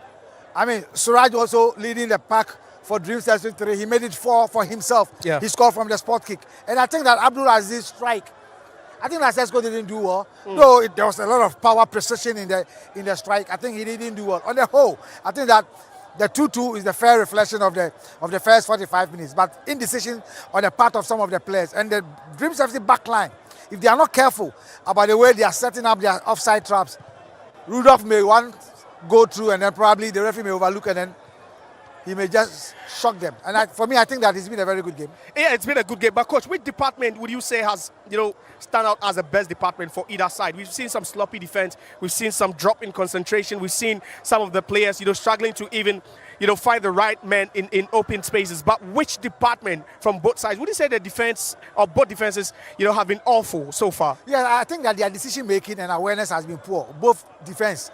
But I think that their midfield have worked so well, especially the captain for Swedru All Blacks. I mean, you talk of Aswanzi. I mean, he's done very well in midfield. He's controlling the midfield very well. And, of course, he and the player, just number 37, that is Samuel Fosu. Yeah, they've done very well. Yeah. They've made sure that the 5 midfield of Dreams FC struggles a bit. In as much as the Dreams FC midfielders are also doing everything possible, the likes of Yovi. I mean, he's done very well. He scored a beautiful goal. But I think that they've been sluggish in my liking. In terms of transition, they've been sluggish in my liking. On the right side of Dreams FC, where Adade is operating, they've been very effective there. But sometimes I ask myself, why do they always have to wait for Swedru All Blacks to cover the pocket of spaces? I believe that the team that is going to do very well in terms of using the pocket of spaces in midfield and picking the second boss is going to dominate the second half. It's been very good. Both teams have done very well in midfield. But I think that All Blacks are a bit advantage over Dreams FC in the second half. But for Dreams FC, a defensive-minded team playing with a high line, Coach, how surprised does it get that we are seeing Dreams FC having its defenders right, around the center circle? Probably they believe in their judgment. And I think that you've done once, twice, and thrice. Yes, the assistant referee has been raising his flag. It's not always that he's going to raise his flag. So the communication between the back line is very poor. And for me, I think that, as you are saying, I mean, flat. And I think that Rudolph has done so well. For me, I've been impressed with his performance today. And he's done so well, putting the Dreams FC defense under a lot of pressure, even without the ball. Watch his movement. And that is really costing them. And I think that the goalkeeper for Dreams FC needs to up his game. In terms of his movement, communication, has also caused to the Dreams FC with considering those two goals. For me, I think that they need to work extra hard. I think Dormon and his assistants should be able to do a lot of talk in their dressing room. For Swedru All Blacks, they've got their confidence after they went down by 2-1. By that strike, the stroke of halftime from Abdul Aziz, they've got their confidence back. See them walking straight into the dressing room. So how their fans are giving them the support. If they should come back and Dreams FC should start the way they ended, they'll be punished. All right, so halftime conversation here from the University of Ghana Stadium. Sunday special. And it's Dreams FC drawing 2-2 against Swedru All Blacks after 45 minutes. But, Coach, what are we in for in the second half? We've seen 4 goals so far, yes. You can blame either defense for being sloppy and sluggish. But what are we in for in the second half? We are definitely going to see the same tempo. But I'm sure that there's going to be a tactical change from both coaches. I've seen Dormon discussing with the assistant coach before he went into the dressing room. Probably they may make 1 or 2 changes from the Dreams FC side. For Swedru All Blacks, I think that they are definitely going to maintain the team, but be a bit quick up front and also decisive at the back. Communication at the back between the 2 centre backs, the JC number 6 and the 15. They need to communicate very well. The Dreams FC players are trying to use the spaces behind them. And you could clearly see from the midfield of Dreams FC, they always want to send the ball behind the back line of Swedru All Blacks. And their goalkeeper is not communicating. And probably we are definitely going to see 1 or 2 goals in the second half. Yeah, now we talk about the starmen for both sides. Number 10, Shetted, Seydou Suraj for Dreams FC, and then also 11, Shetted. Rudolph Mensah for All Blacks. Now, let's start off with the Dreams FC, talisman. He's been great for them, but what does he need to do more? We saw him convert from 12 yards. Yeah, perhaps that was a penalty, but, off the ball, what does he need to do to help the attack? He needs to communicate. He's the man that they are looking up to. They can use him as a decoy. They can use him to deceive the opponent. I mean, he's very good on the ball. He's very calm on the ball. He knows how to score goals. So if the Dreams FC team is looking up to him, he needs to use his experience to create spaces for his own Russian attackers. 5 players in midfield, definitely on the final 10, they should be multiplied. And of course, you see them more on the half of Swedru Blacks. But their back line is also letting them down. The more they get more possession, the more they see more of the balls, they are also leaving pocket of spaces behind them. And I think that if they continue to do that, they'll be punished by Rudolph and his colleagues. And that is, for me, I think that Dortmund needs to work extra. Their players need to speak. They need to communicate, cover each other. Other than that, the spaces that they are leaving at their back, Swedru Blacks may punish them. But for Swedru, he needs to up a bit in the final 10. Right, we saw that penalty call for Dreams FC. Very sluggish. Just 30 seconds after taking the lead through Rudolph Mensah, we saw them concede a cheap penalty, and that was the penalty incident there that you can see. And who are you blaming for this one, Coach Sifa? Of course, I think that communication between the two Dreams FC strikers, there was a miscommunication. So Mo Shaban, I mean, he stopped and he went in again. I think that for a second, you were thinking the defender wasn't smart enough. In the loss of the game, there's no anything called soft touch, or the touch was soft. There was a contact. So I felt that the defender wasn't smart enough. He thought that the player couldn't have gotten to the ball. But for me, there was a contact. But we need to give the referee the benefit of the doubt. But if you're a coach, what's the pep talk going to be like? And that's the call again. Very crucial there. Just look at that. For a second, you are thinking there's miscommunication on the part of Dreams FC. Then later, it's rather miscommunication on the part of the defenders of Swedru Blacks. Of course, he thought that he could get to the ball first. But unfortunately for him, Mo Shaban had the ball first. But although there wasn't enough pace, you see, so he going down the defender, he just sustained his leg. If you could clearly see that. As for me, I think that is the indecision of the defender. You need to be decisive within the penalty area. And for me, I think that there was a contact. What I'm seeing, there was a contact. Pep talk from Ahmed Fati. What's it going to be like? Keep your calm. Let's push. Let's continue to use the pocket of spaces behind them. Of course, now they see that the Dreams FC goalkeeper is down with confidence. So the more we put, the more we shoot, the more we follow, we can easily get them. Let's still maintain our shape and make sure that we cover the pocket of spaces. If they're able to do that, we should be able to pick out the 3 points or probably go back to Swedru with a point. Obviously, clean sheet gone for Dreams FC. Now, if you are Winfred Dortmund, you're looking at winning this game at least to, record that consecutive home wins. Are you going guns blazing, or you're keeping it tight at the back? After beating Samatex by 2 goals at home, they struggled to beat Hogwarts United by a lone goal. Today, you've gotten 2 goals. And you could clearly see that it was a mistake in terms of communication at the back and this decision by the goalkeeper, Asesco. But I believe that Dortmund needs to tell his players to up their game. I think that their confidence is down. They are not pushing enough. Their build-up is slow. And I wonder, a team that wants to pick out the 3 points, you build up slow, you allow your opponents to take cover. You allow your opponents to withdraw. You allow your opponents to cover the pocket of spaces. In as much that you strike from probably a 20 or 15 yards to get your second goal. It tells you that if you strike more, you may get the goalkeeper. They did the same to Dreams FC. And look at the power and the precision of the strike from Abdulaziz. So I believe that Dortmund needs to tell his boys, look, take the opportunities. And I know Dreams FC is going to make a change probably when they come onto the pitch. But have you been pleased with the protection for their goalkeeper, Gideon Isiak? We've not really seen any sort of protection because for a first time in a long time, Dreams FC are playing with the high line. Have you been pleased with the protection? Yaro is one particular player making mistakes, decisive in terms of decision making. Is the way he's doing. At a point, he nearly gave a pass to the opponent. And of course, I think that the goalkeeper also need to communicate. He needs to talk to them. You are behind them. You are the last player. Speak to them. This is not the first time you are being imposed while they are playing in front of you. There should be a lot of communication at the back. If it is not working, you can signal. At the end of the day, they need to communicate because they are taking Rudolph for granted. And look, his control, his physique, his runs, everything is on point today for Rudolph. He has scored. Last season, he scored 27 goals in the Division 1. 10 games, he has scored 2. He's now scoring the 3rd goal for 11 games. So the confidence is there.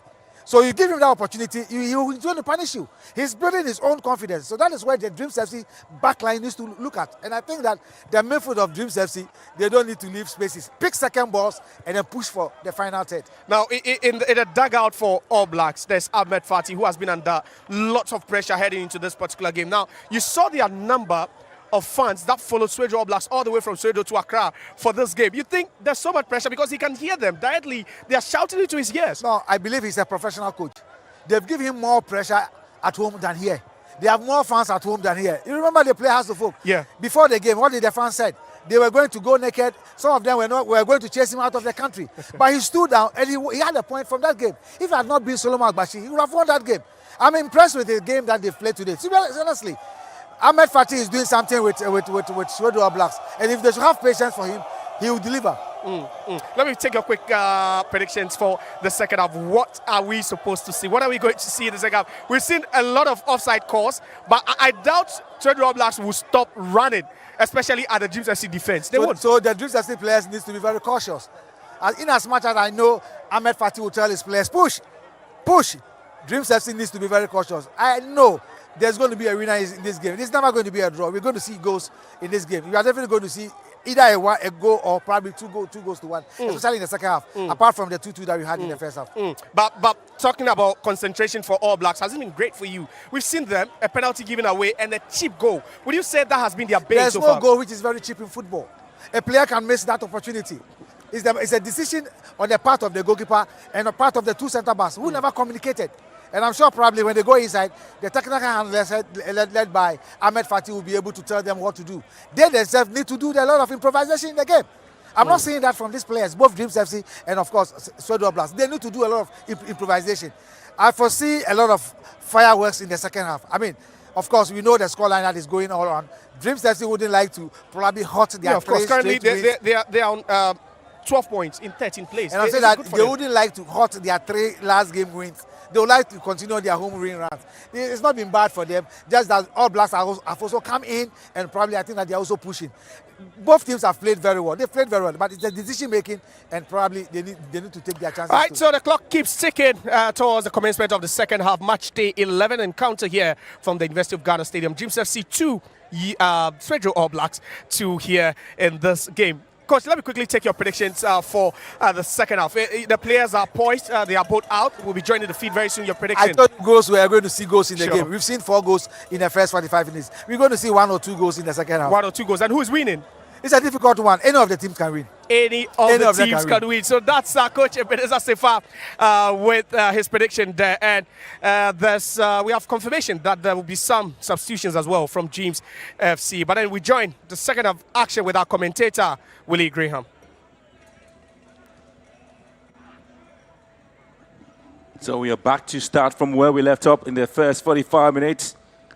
Dreams FC and Swedru All Blacks match week 11 of the Ghana Premier League. We've seen a very exciting first half with 4 goals being scored. Started by All Blacks, Rudolph Mensah with a goal there, but Siraj Saidu cancelling that out with a penalty. Chris Geddes scoring. And then, of course, a double substitution there for Dreams FC with the introduction of Jonathan Namodine, the man who came off the bench and got the winning goal against Soho United. Is now being given opportunity. Babulain Kolani out. Razak Salifu is also being given a chance here. Asante Opong has also been withdrawn. And you will have Abdul Razak Salifu also coming to replace him. 2 changes there quickly from Wilfred Dormont. He really want to come into this party with his Arsenals ready to get the goals there. Namodine is the man to watch in the second half. He's always been coming from the bench and be creating and causing some havoc there for most of the teams. And so this time it is Swedru All Blacks that gets us underway in this game in the second half. They have really shown that they are in to fight for a place and not to really be the whipping boys in the Ghana Premier League. Having been winless in 4 games, and now they probably are looking to get the win here. And they have to start the fight quickly. Ball cleared by Clement Tutu. Into the box down. And it's going to be an opportunity for a third. Yes! It is! Just the start in the second half. A brilliant start from Swedru All Blacks. They have got a 3rd goal. Would you believe this one? John Ando How did this happen? Ha ha!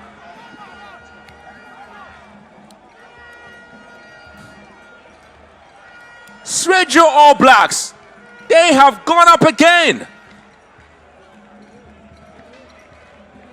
Against the run of play, John Ando punishes the defense of Dreams FC. Isaac Yarrow couldn't close him down. Left foot, tapped the ball in. Goalkeeper Siakun had no chance at all dealing with this. Wow. Take a bow. Ajay, great job there from this young man. Benjamin Ajay with the goal here.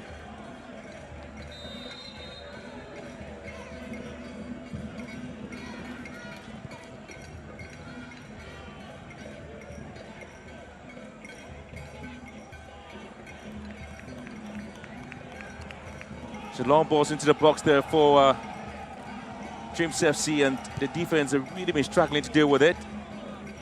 So the visitors will certainly lead by 3-2 here at the Legon Stadium. Tell you what, they have to come into this game. Their coach said they have to do everything possible to make sure they win this game here.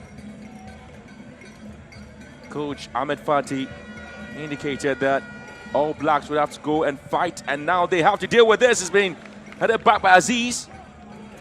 And Dreams really want to respond quickly, see if they can get the equalizer here.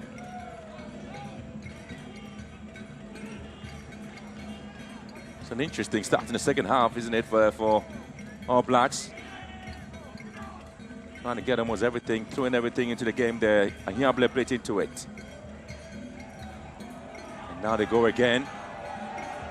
They're charging forward and moving through, and it's showing that at least they get something going. Siakun with the clearance here. It's All Blacks totally in control here. Ajay, the goal scorer, trying to find the ball, stripping it down to the far side, and it is going to be Mensah again, Rudolph Mensah. The half volley just couldn't do the magic there. They lead by 3-2, Swedru All Blacks.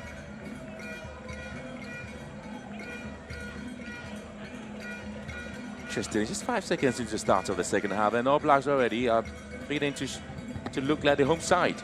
Yeah, they've been great in the second half, and I could only imagine what a pep talk, in the dressing room was for these guys, and they have their tails up. It looked like they gifted 2 cheap goals to Dreams FC in the first half, and they had to make up for it. But if they should pick up all 3 points today, it would be massive. It would be a huge boost for them as far as the relegation dogfight is concerned, because they find themselves deep in trouble. And I think they are playing well so far. They are really taking the game to Dreams FC, and they've been very, very promising. Suleiman Neriba goes in, beats his man to it, dragging the ball back, and Rudolph lifts it. And I tell you what, Aziz just hitting the ball so wide.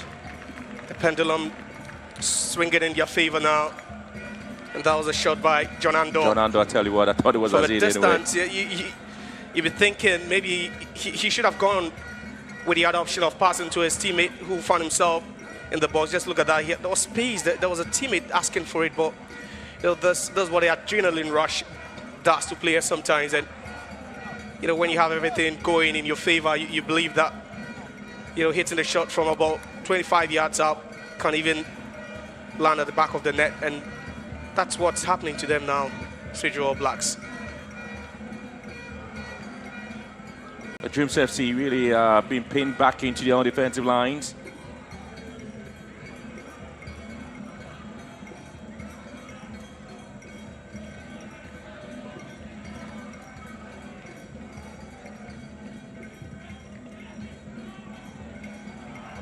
And All Blacks once again.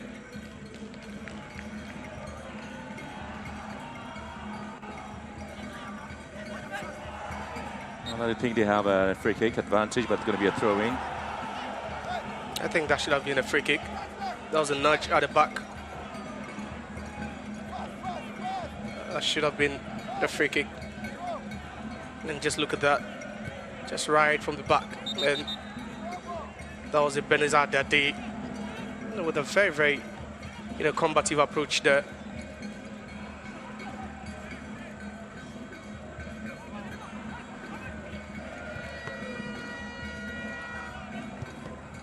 Sometimes you look at the sides and that come into the game, maybe. Dreams FC looked into the prediction box, and now they may have a chance or so into the box now. And clearly defensively they are working hard. Leve winning possession now for All Blacks.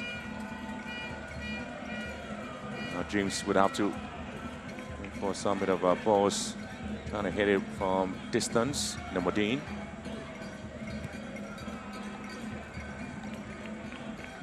Yeah, they've not shown quality so far. 6 minutes into the second half, and Graham, tell you what, it's been All Blacks, throughout. They've just been, the better side. They're passing the ball better. They're finding themselves in promising attacking areas, and just look at that, just 2-3 passes, and they've been very direct as well. They're not, trying to hit too many passes even in the middle of the pitch, but rather, they're looking at advancing the ball and just making the Dreams FC defense work. Namodine, switching play now, finds Shaban Nazir, goes with the left foot, and Aziz heads it down, and Andor clears.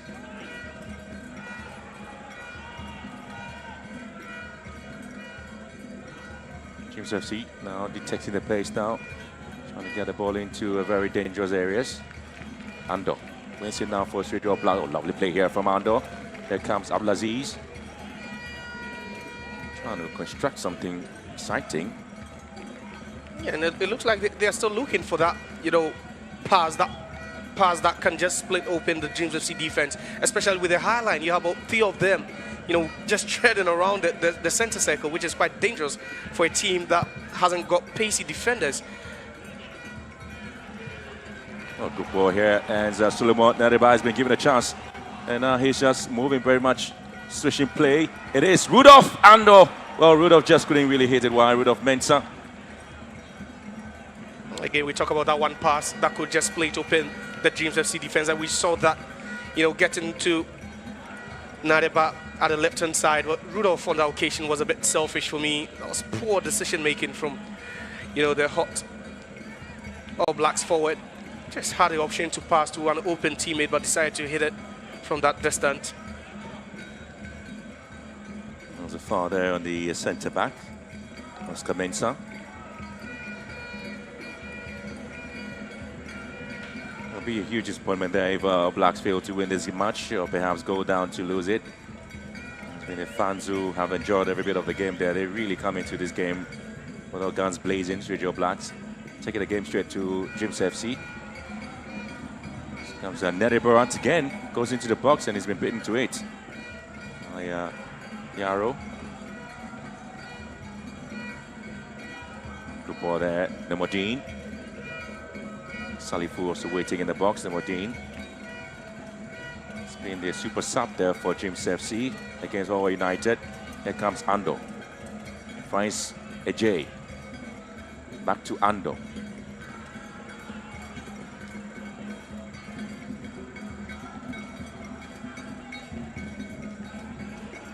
Very calmly trying to keep possession, not under any pressure at all. Here comes Leve, finds space in the goalkeeper Aye, and 2-2. Oh, lovely play here from Swedru All Blacks. They are confidently shooting the ball among themselves. Rudolph and Tuma just giving the ball away, and Rudolph Mensah finds Aswanzi. Oh, lovely pass now. And the flag has already gone up for an offside against Benjamin Ajay. Yeah, the high line, the Hail Mary pass, and there's trouble always looming for Dreams FC. And this time again, it is a pacey attacking play of All Blacks, and they're not making that defense rest at all. And it's always this three centre-backs always trying to chase, an attack of All Blacks. Each and every time there's one pass over the top of the defense, and I think they just need to retreat quite a bit into their shells and make it a bit easier for themselves, because the high line would only play into the hands of All Blacks. Well, they well kept the 3-back system, Dreams FC.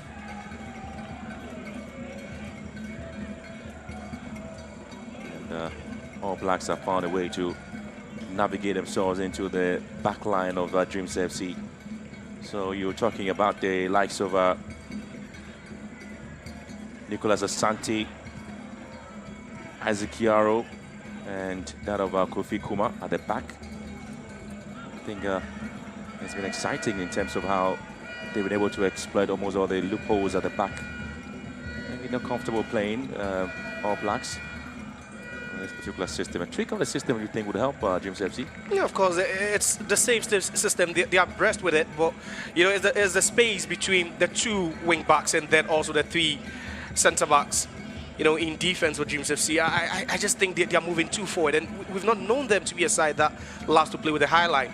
You know, and just look at that. You find the last Dreams FC defender right around the centre circle, and that's why All Blacks are exploiting all those spaces they are leaving behind. There's a head injury there, and so you have Dreams FC having a player down, and medical team having a signal to really move in quickly.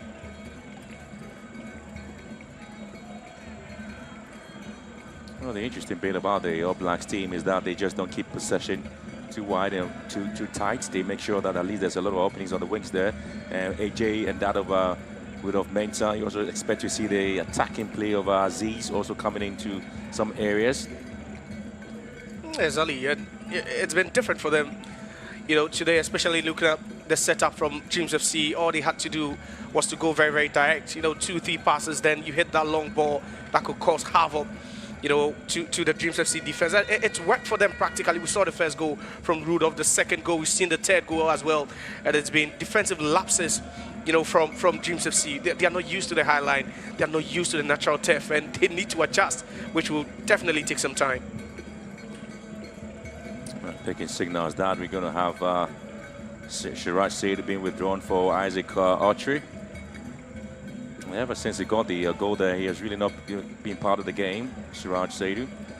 Reason why Wilfred Dortmund would have to withdraw him and get Isaac Autry to come in. Yeah, the most, you know, creative spark in midfield for them being withdrawn. That you can imagine what the setup would be with him not in the lineup now. He's been their most creative player, their top scorer, 4 goals this season, and all of a sudden they believe that, you know, it's the king that you need to sacrifice in that game of chess. Perhaps it's what actually gets them the result. Shaban Nazir in the box, driving the ball back here. And Nomodine was hoping at least to beat Lever for the ball, but couldn't quite get to him. One of the most dangerous players in the game here this afternoon is Shaban Nazir there for Dreams FC. Here comes Rudolph. And, certainly coming in to be an interesting game there, but Hull United and 11 Wonders game is also coming in, and there seems to be a problem here. Goalkeeper is off his line, and Dreams will get themselves out of the danger zone. Possession back now to All Blacks. Aziz here. Oh, good turn, beautiful there. And Rudolph Mensah looking to strike! Well, palmed away there by goalkeeper Siako. And Rudolph Mensah nearly got a second in the game. You know what a strike that was. A thunderous hit by Rudolph Mensah, and his confidence keeps rising, and Siako had to be on alert to deal with that one. Wow, what a chance it was there for a fourth maybe for Swedru All Blacks.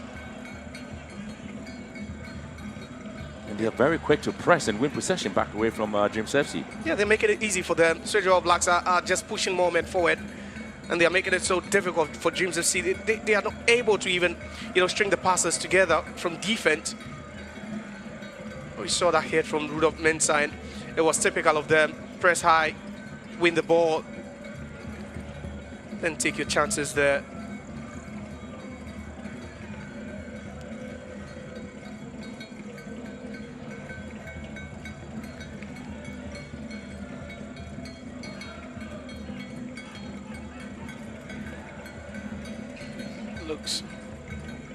Doesn't look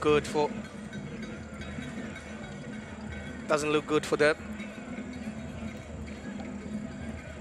Well, there'll be a lot of argument in the stands as what really is happening to Dreams FC. How much officials there for Dreams FC looking on and asking a lot of questions.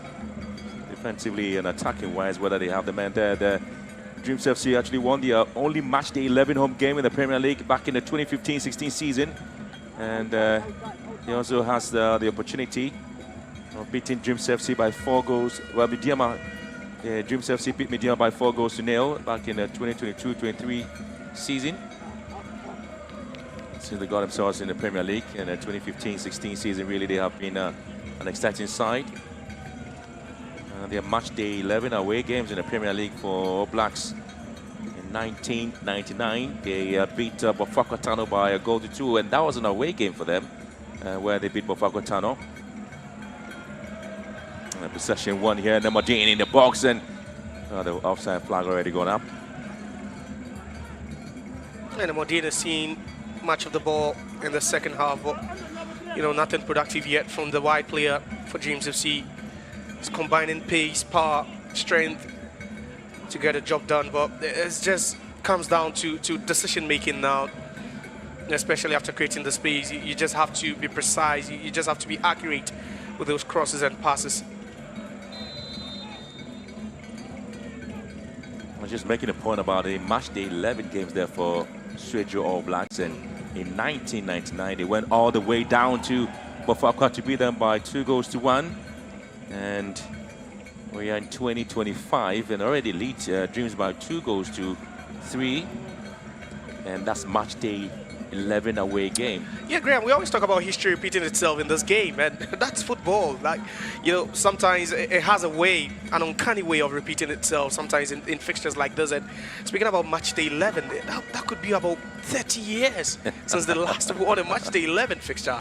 And that was an away game as well. That's an away game, exactly, and that was a long time ago.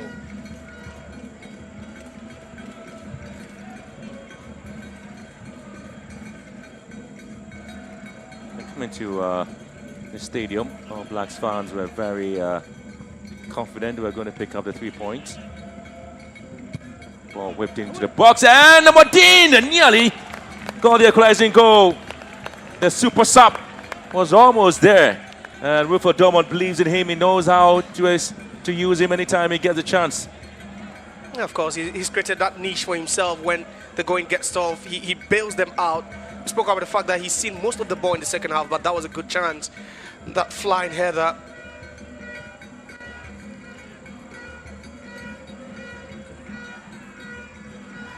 All Blacks, we want to think about something spectacular. And again, it was a very good opportunity. And decided to go out there, and you can talk about the Namadine chance here. Yeah, of course, he should have headed that one not towards the turf. That was a bit more direct, made it so easy for Clement Ayi to just, get his hands on that one, but I think he just headed towards the turf, and that's what the strikers do. That's what the poachers do. Make it difficult for the goalkeeper to even, judge the flight of that ball. On the occasion, the Modine just going straight direct, making it easy for Ayi.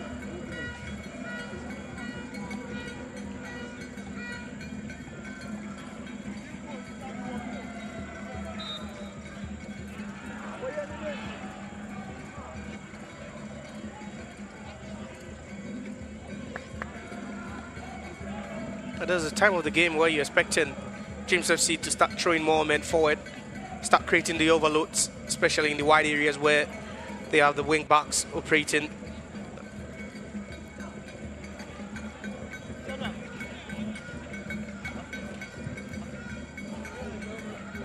Ken Modini in the box, and always in a very dangerous areas there.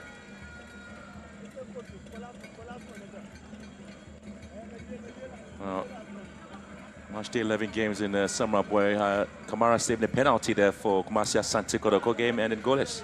Yeah, crucial penalty save there. He's been their hero. Was on, international duty in games where they conceded big games. Well, here he comes back, steals back that #1 spot and proves the reason why, he's the best for them in that position. I tell you what, match day 11, but on match day 34, some of these teams will look back and take a glance at these, incidents, and it could either be a blessing or, ugly for them.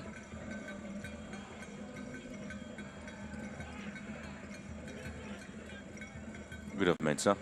Ball taken off his feet there. Giving away. And now Neriba looking to have a defense splitting pass there to Ajay. And clearly he's been dealt with brilliantly by Dreams FC's Kofi Kuma. Namodine.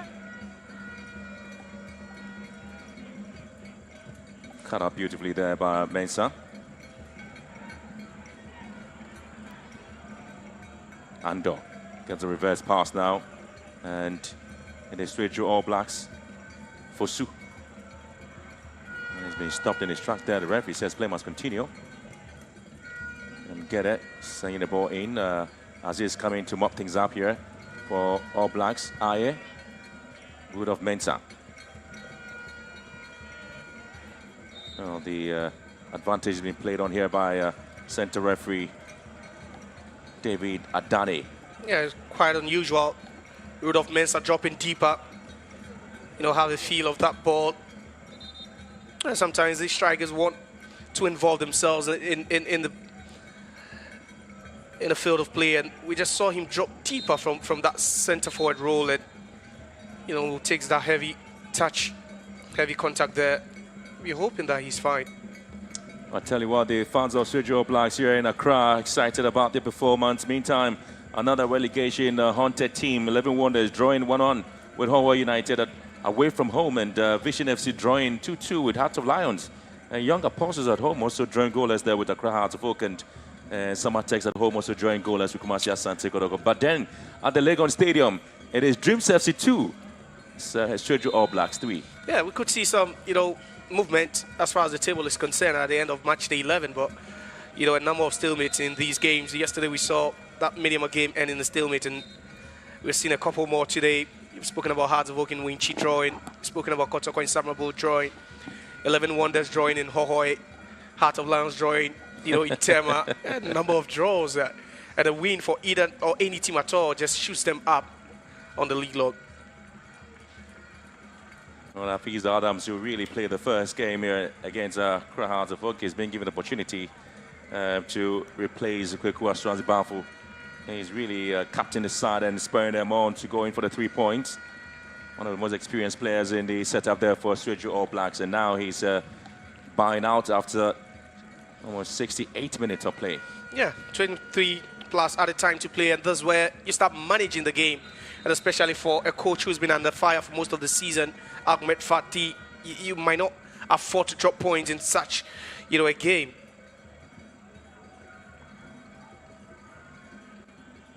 He's really come under scrutiny, and you know, perhaps there's a game that buys him, you know, an ample time to try and turn things around.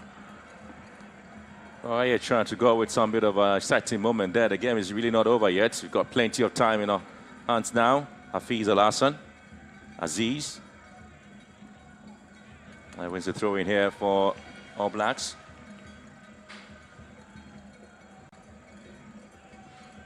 You just have to give credit to the Swedru All Blacks team for winning that midfield battle, despite the fact that they play with a 4-4-2 flat. It's been quite impressive from them in midfield. They really shut down all the passing lanes for Dreams FC. They've dominated.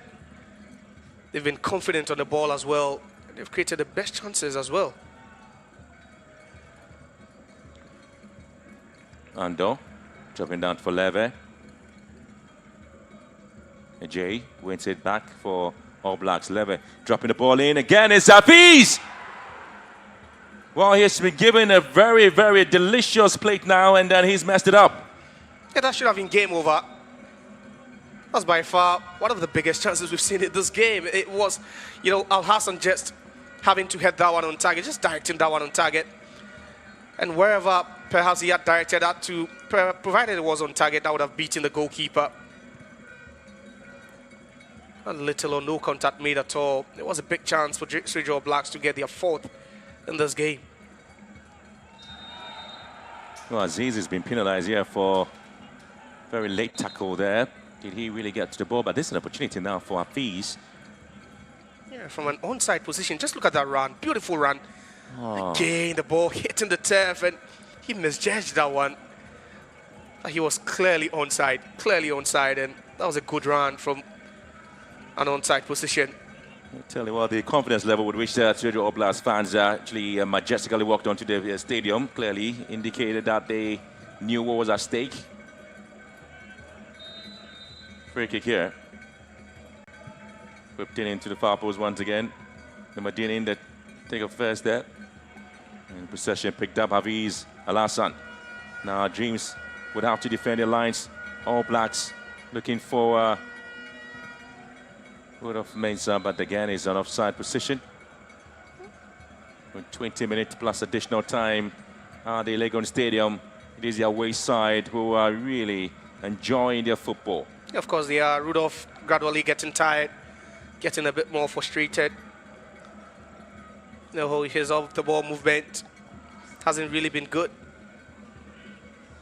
It's not really been good for him now, and he's now enjoying the physical duels, the combative, duels with the defenders of Dreams FC.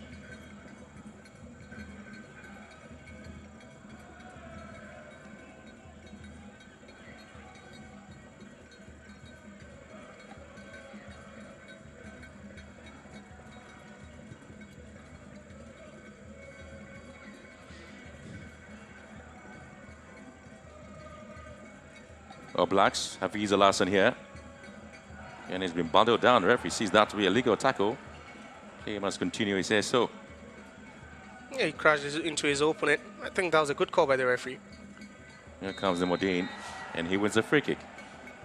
Yeah, he's been direct, very strong. He's a bully sometimes on the ball or with the ball. And Lever is really struggling against the Modine this afternoon since his introduction. Just look at that, trying to just wiggle his way through 3 Swedru Blacks players. There was no way they were going to allow him, but he just knew he was going to draw the contact, so consequently win the free kick. Here comes the free kick here for Dreams FC. Looking to get the equalizer here at the Legon Stadium. They have been overawed by the performance of Swedru Blacks. The visitors have been very buoyant and confident in this game. They have played one of the most exciting footballs this season. They're trying to make their home a fortress, but it hasn't really worked out for them. Nimodine, wow, that looks like a rugby shot. Yeah, perhaps. That's a shot that you take to win an extra point, right? Well, that's disappointing from the Modine. Like, just look at that. There was no way the camera was even going to just capture that. Just look at that. Out of the shots of the camera, but he's been forceful.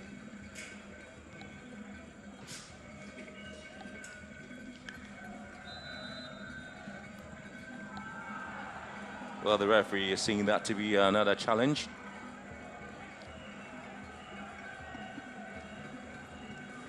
So interesting matches played in match day 11 of away games there for Swedru Blacks. When they drew with the Segani Azakas back in 2006-2007 season. And also losing to Ashko. There's a yellow card here to Hafiz Al-Hassan. Well, they made a response there to the referee for dissent. Yeah, needless. Needless from Al-Hassan Hafiz.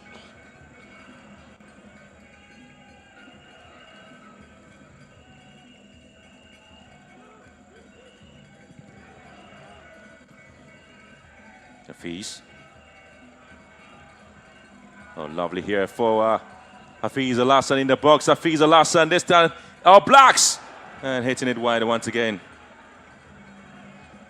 What a shot. What a chance that was. But good defending from Dreams FC. Making it very, very difficult for Hafiz. Narrowing it the angle. That's a very tight angle to shoot from.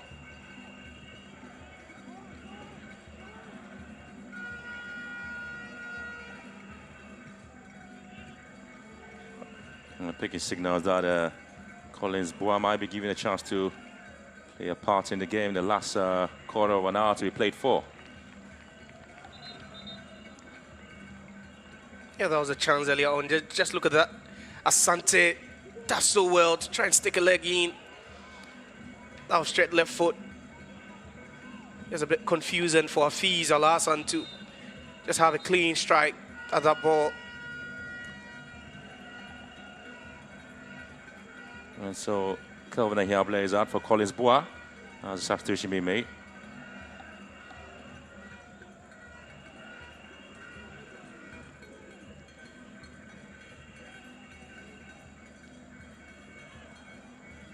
until Aya goes to ground. That needs to be attended to until Dreams FC looking to make some in terms of performance and looking what they really bring on the table. Shadrach Arthur may be given a chance to play a part there for Solomon Nereba. And Shadrach Arthur really played a part in the goalless drawn game with Hearts of Oak. Yeah, very good player, very strong. At this point, we've spoken about game management for Ahmed Fati. It would mean the world to him if he and his charges can guide, and hold on to this 3-2 lead here in this top fixture. They've not won a single point in their first 5 games of the season, or their first 5 away games of the season, and here they stare right in the face of 3 valuable, precious points, and that's where he throws everything. Oh yeah, a game of chess gradually come to an end for him. A very historic win it would be for Swedru All Blacks if the scoreline stays this way. The very first competitive match in the Ghana Premier League, and it appears that the home side have been pinned to their own wall. Yeah, they have. And tactically, you must give some credit to Ahmed Fati for the way he set up this team. 4-4-2, but they had so much attacking intent. Sometimes looking at 4-2-4, formation, and the 3-back system of Dreams FC have had to pay the price. They've been running all game. That's what sometimes you need to do. You just have to, allow your speedsters to just take the game to the opponent. Just force some errors of them.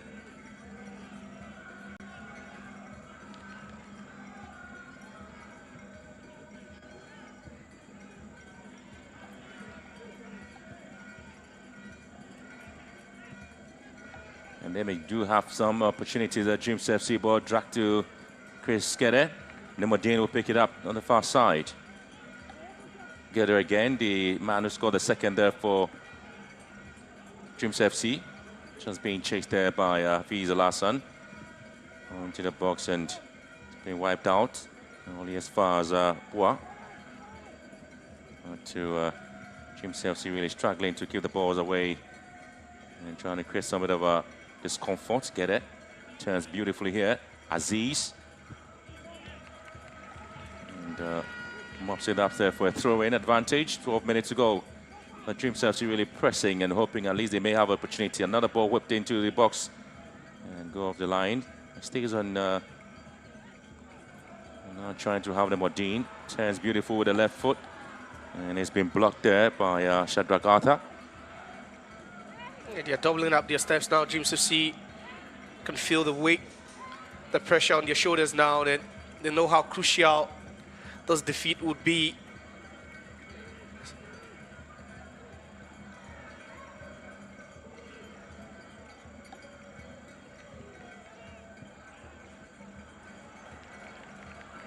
It was an awful touch there by Benjamin Ajay.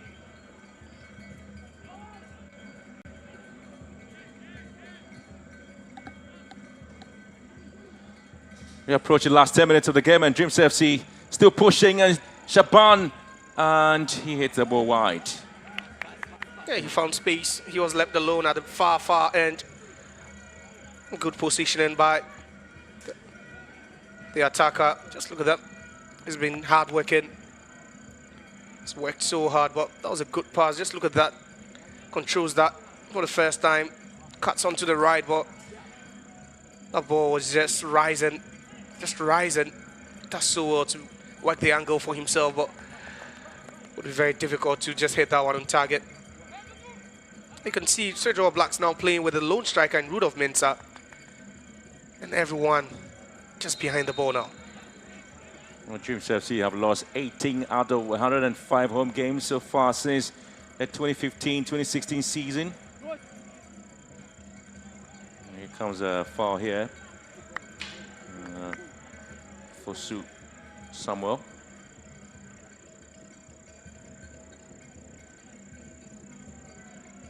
The Swedru All Blacks trying to have a lot of men in the box of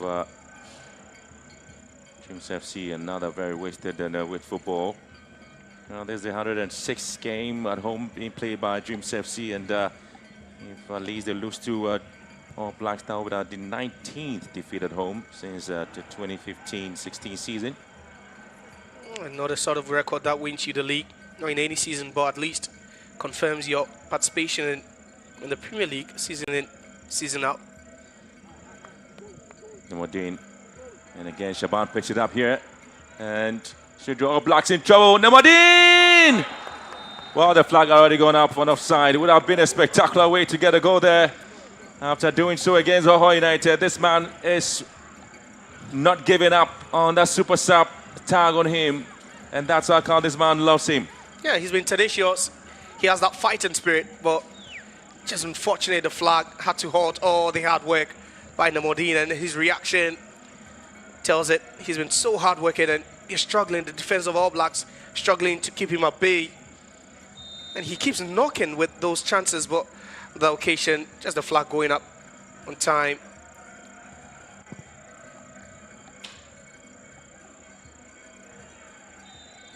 All Blacks about to play some interesting games in this afternoon's match week 11 game.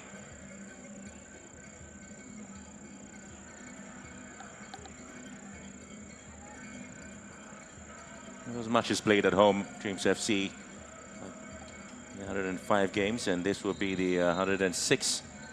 They've picked up 61 of those wins and losing 18, and maybe losing their 19th, depending on how things work out. Their free kick here against All Blacks.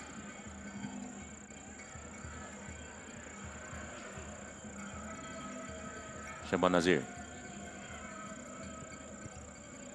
She's going to get a reverse pass there, and then just losing it out to a J. Comes the ball in. Get it. Shaban. Oh, Dreams FC would have to feel that they may have a chance to get into the equalizing goal. And All Blacks now in trouble. All Blacks have their backs facing their own wall.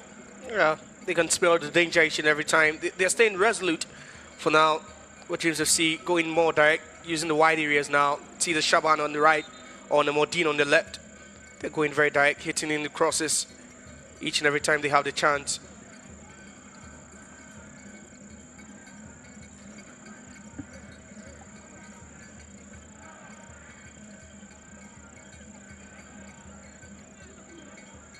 Benjamin Ajay has been withdrawn there for Junior Yabua. Swedru Blacks also coming out with some defensive decisions to at least ensure that they stay and win the 3 points.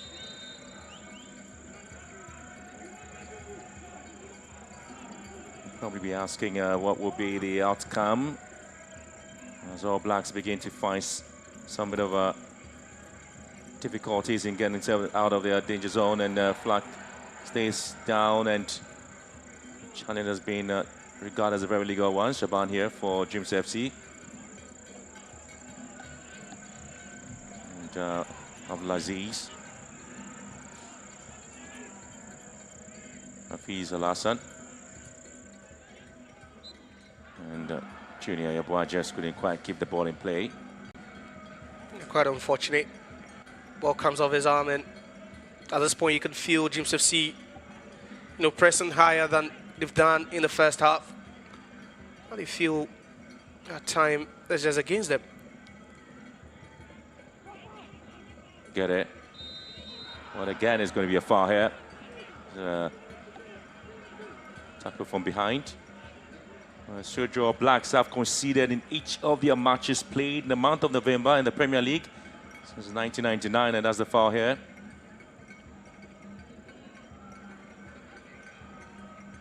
Conceding 3 goals in 3 games, and now they now score 3 and conceding 2.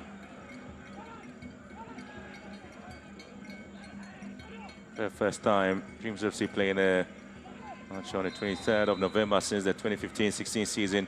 Free kick into the box. Aya comes out and goes way back. The last 5 minutes plus at the time. And this is Swedru All Blacks, Dreams FC. This is week 11, and the visitors appear to be smiling now. Of course they are. and you can feel the excitement within that away section of the seats where they just can't sit for a second until maybe perhaps after they've heard the final whistle. It's not really been good for them all season. And you remember when they traveled to Doma, they took the lead, they lost in that game. They've not really, had any luck as far as the away games is concerned. And, for the first time, they're scoring more than 2 goals or even a goal in an away game. That's a huge plus. And looking at the fact that they've also scored 3 times past this Dreams defense, and I think Ahmed Fati would really be a happy man should it stay this way. But there's still more to do, especially in defense. Aziz is beaten here by Shaban. And it's now going to be Wood of Mensah who gets in. Wins it now. Trying to turn well. And clearly just couldn't find himself away from Yaro Isaac. Send them with everybody back to defend their lines. Possession now to Collins Bois. Ball has been dragged down and sent to left-hand side, picked up by Nemodine. Always looking very dangerous. Nemodine striking here, sweeping across the face of goal. Their best outlet in attack the second half, Nemodine. What a player he's been for them. It's quite unfortunately he's not found the back of the net. Several chances coming his way, but credit to the All Blacks defense as well. It's been tricky. He's been a tricky customer for especially Lever at the right back position, but as he could just thank his stars, he's been able to keep him quiet. They've denied him any goal scoring chance. James has really parted them with everybody forward. And trying to see if they can have a chance to get more goals there as they put the ball into the box. Just the defensive lines of James FC. Kuma trying to move here on the ball there as Yaro sweeps the ball into the right-hand side. Possession back to Junior Yeboah. And now he's going to charge forward there against Yaro. Junior Yeboah has been nudged off the ball there.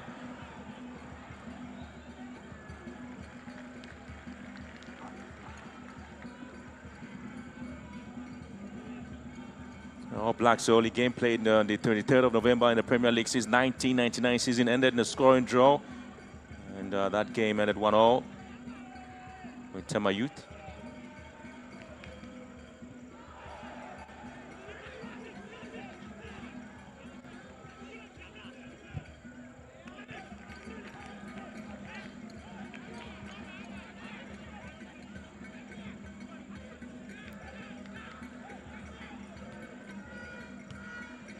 Hafiza Larson here for All Blacks. Andor really has been working hard in the midfield.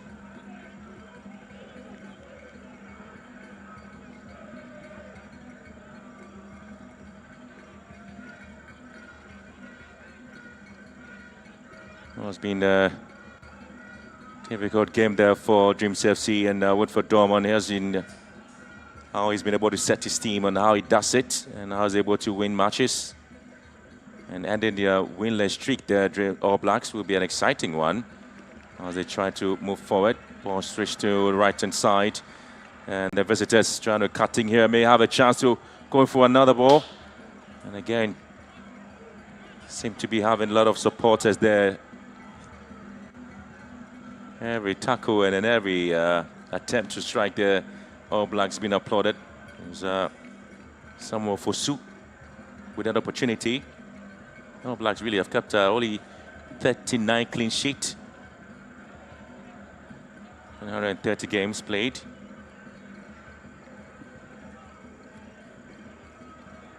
Ball into the box now.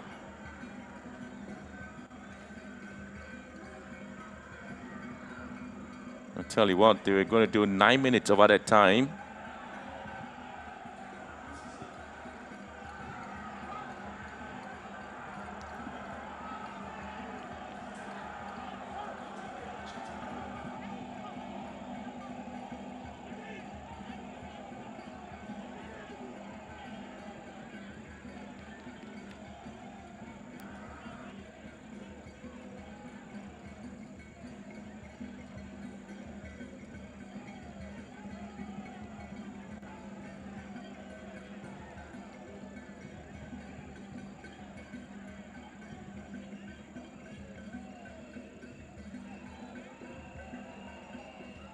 All Blacks may have a chance for another goal here.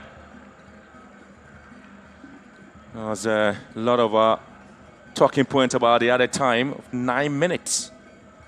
Tell you what, there wasn't any long injuries. Maybe. And Nemodin has been flagged offside here.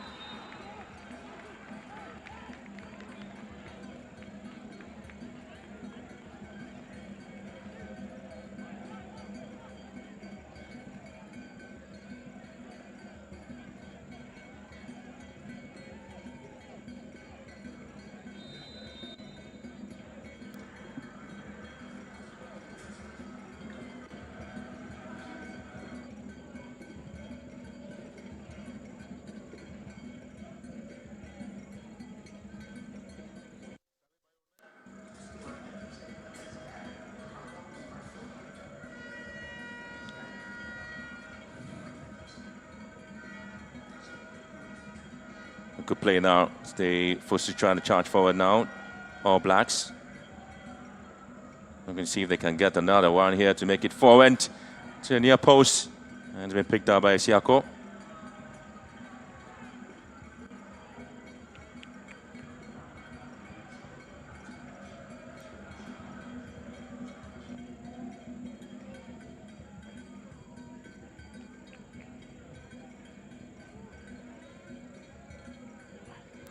Nemodin here. James FC looking to equalize. Ball whipped in and saved there by Aye. And tell you what, Dreams FC are looking to get the equalizing goal. They really need a point here. Nemodin, ever since it was introduced into the game, has been creating some quality chances there for Dreams FC. And Rudolph Mensah all alone up front.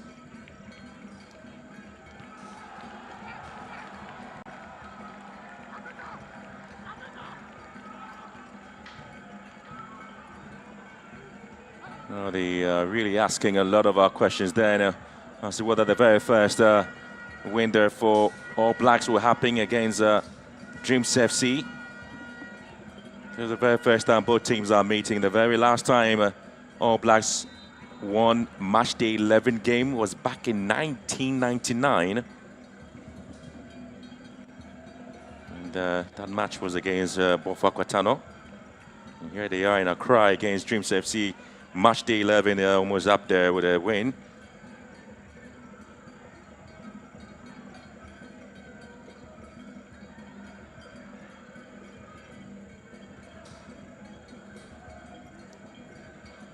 Rudolph Mensah just going into the tackle there with a Yarrow. He's been penalized for that. A little nudge.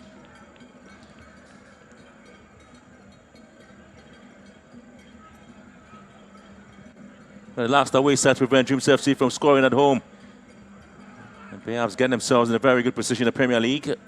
As again, it's quite hard to folk, and they lost that game by a goal to nil. But it was a home match in the Premier League. They've been able to pick up 2 goals here. And twice they've come behind. Here comes Boa. Still whipping the balls into the box and always getting everybody pushed aside, kept in play. And again, it's All Blacks trying to get themselves in a very difficult position there, but they win a goal kick. Lots of concentration there for the side.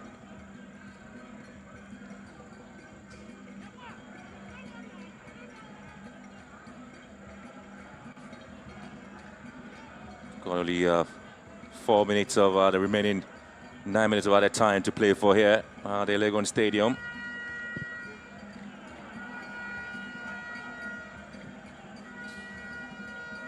It's Lever here.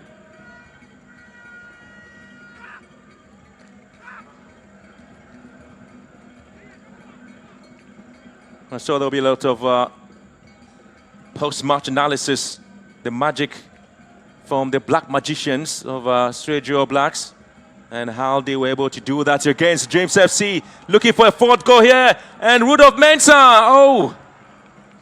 And what a chance, cutting back beautifully, and this man allowed the opportunity to just go wayward.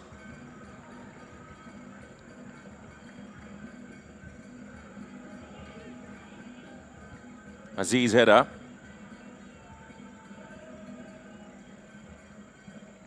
Comes Yaro. Now Kuma. It's the last 3 minutes of added time. Namadine picks it up here. Charging forward. Namadine cut back beautifully. And All Blacks get the ball away from the dangerous area. Hafiz Al-Hassan has been dropped from behind. The referee now whistles in his favor.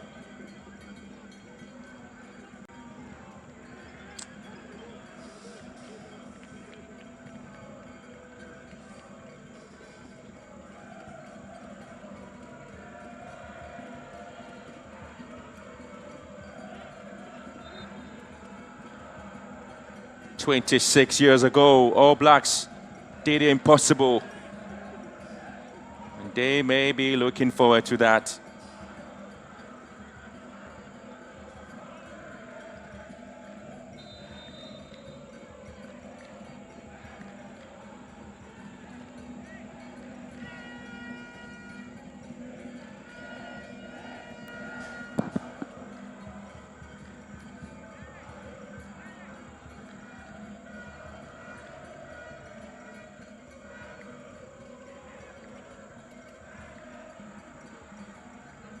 An advantage now to the visitors.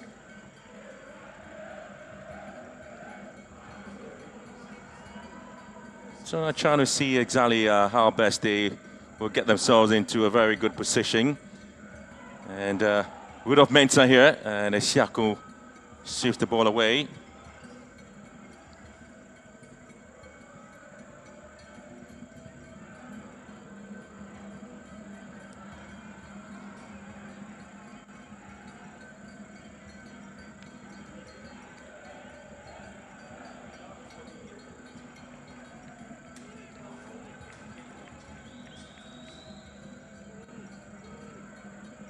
Not trying to get themselves into this area.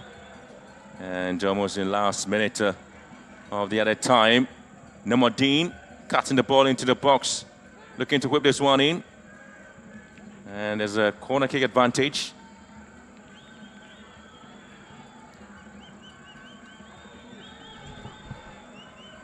The last kick maybe.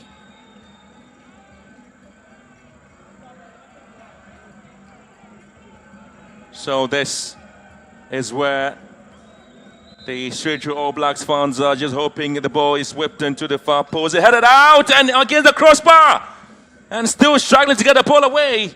And All Blacks would have to balloon the ball into the Dreams FC box. It's been sent in again. Shaban Winsett trying to cut in here. Switch the ball into the box. And now it's All Blacks who are defending gallantly with their lives. Another nudge into the advertising board here. Dreams FC want to throw us everything into the game. The 9 minutes already up here at the Legon Stadium. Ball whipped into the box once again. And it's been headed down. And this time it's been sent across. 26 years ago, match day 11, it was Swedru All Blacks that beat Tanobo Foka by 2-1, an away game. And they have repeated that feat here. All Blacks beating Dreams FC by 3-2. And the very first game, very first win for them, after having 4 games or going 4 games winless. It is Dreams FC who failed to stop these jubilant supporters from Swedru from getting this moment. It was all started by Rudolf Mensah. It was cancelled by Suraj Saidu after the penalty was given to them. And then Geda got the second. But everything changed when Aziz slotted in with that tender ball to make it 2-2 before the break. And then just after the start of the second half, Benjamin Ejay got a third goal there for Swedru All Blacks. They have done the impossible. Ahmed Fatih said they have to fight and get everything in the game. And they have done so exactly. And so, man of the match, Rudolf Mensah, man who got the first goal, he's third in the Ghana Premier League season. And so everything is working, had worked perfectly for the black magicians from Swedru. Ahmed Fatih, the man who had been on the fire, simply can now jubilate with the fans and the players as well. And so it finished here at the Legon Stadium. Dreams FC 2, Swedru All Blacks 3.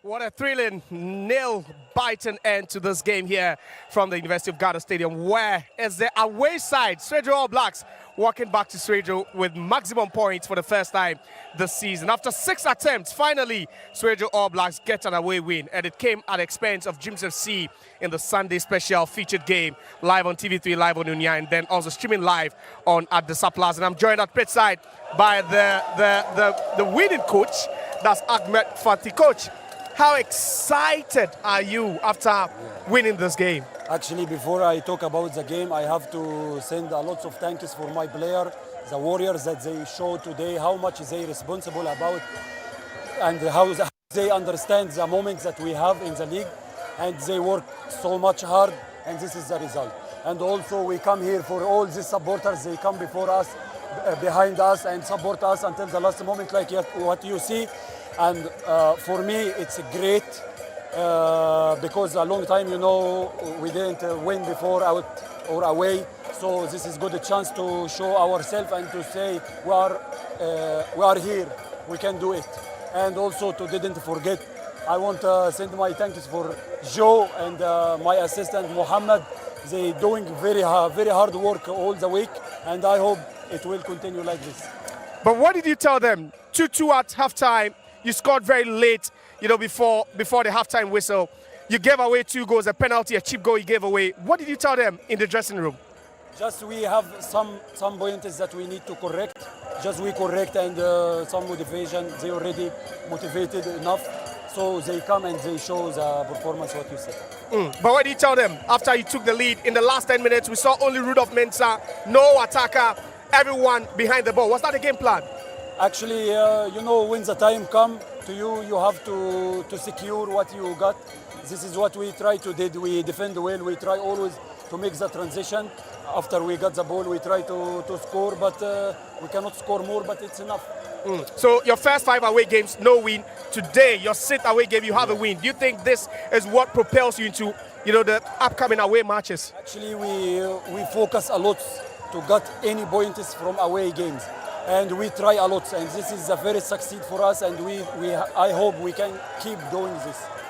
Thank you very much for your time. Wishing you a safe journey back to Swedru. So that's Ahmed Fatih, the head coach of Swedru All Blacks. He just masterminded a famous 3-2 away win at the expense of Dreams FC at the University of Ghana Stadium. Now, the Dreams FC head coach, the losing coach, joins me at pitchside. I'm here with Wilfred Dormon. Coachy, how would you sum up the game? A defeat for you at home? Well, it's very, very disappointing, to be honest. This is not the kind of game that we prepared. In fact, this is not the kind of game we expected these players to manifest. But it's unfortunate that our goalkeeper, did some schoolboy error. He gave out 3 bad goals, and those goals were avoidable goals. We responded after the first mistake, and then we took the lead. Then against the round of play in the first half, they leveled up. We went into the break, we spoke to them, we lifted their confidence, expecting to respond, expecting to come back. Then, under 1 minute inside the first half, another howler, another schoolboy error from the goalkeeper. We tried to respond. We did some tactical adjustment, more attacking inclined players. We pushed them, and we even hit the crossbar. But it's unfortunate that individual error has to cause us. But hey, it's part of the Ghana Premier League. We just have to look forward to the next game. Okay, thank you very much, and commiserations on this defeat. So that's Winfred Dormon, head coach of Dreams FC, and his side just lost to Swedru All Blacks by 3-2 in a very, very entertaining and also, very, very impressive game here at the University of Ghana Stadium. Now, I'll be joined by the man of the match of the game. He scored for All Blacks, and in the last 2 seasons, or since last season, he scored 30 goals in the Division 1 and then also in the Premier League. Rudolph Mensah is the man of the match in this game. Rudolph, congratulations. Thank you so much. Thank you so much. Talk to me about the tenacity, that never say die attitude of the Swedru All Blacks team today. Well, first of all, we want to thank God for such a wonderful victory. I think you could see from the onset of the game that we needed it. We wanted it. I think if you look at where we are on the league log, I think it has not been easy for us. I think we being newcomers in here, I think it has been very difficult. But today we needed it, and we needed the win. And so right from the onset of the game, we told ourselves that it has to be today. And by the grace of God, we are able to win this game. You opened the scoring. What a goal it was with a left foot from a distance. Did you see the goalkeeper off his line, or you just, shot hoping that you'll be lucky on that attempt? Well, I keep on saying that as a striker, you should always have the instincts to bang in goals. And it's quite unfortunate that, this season it hasn't been smooth for me. But for me, I think it's a step in the right direction. I saw the goalkeeper to his right, then I needed to place the ball at his left side, and it was a fantastic goal for me. Third goal now. How many are you targeting for this season?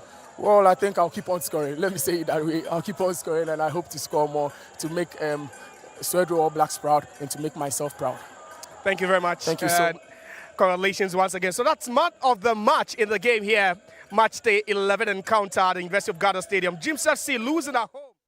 Swedru All Blacks by 3-2. My name is Josiah Okokwe. We're live on TV3, live on Unia, live as well on at the South Plaza. And on behalf of everyone here, we say thanks so much for watching. We'll be back next week with match day 12.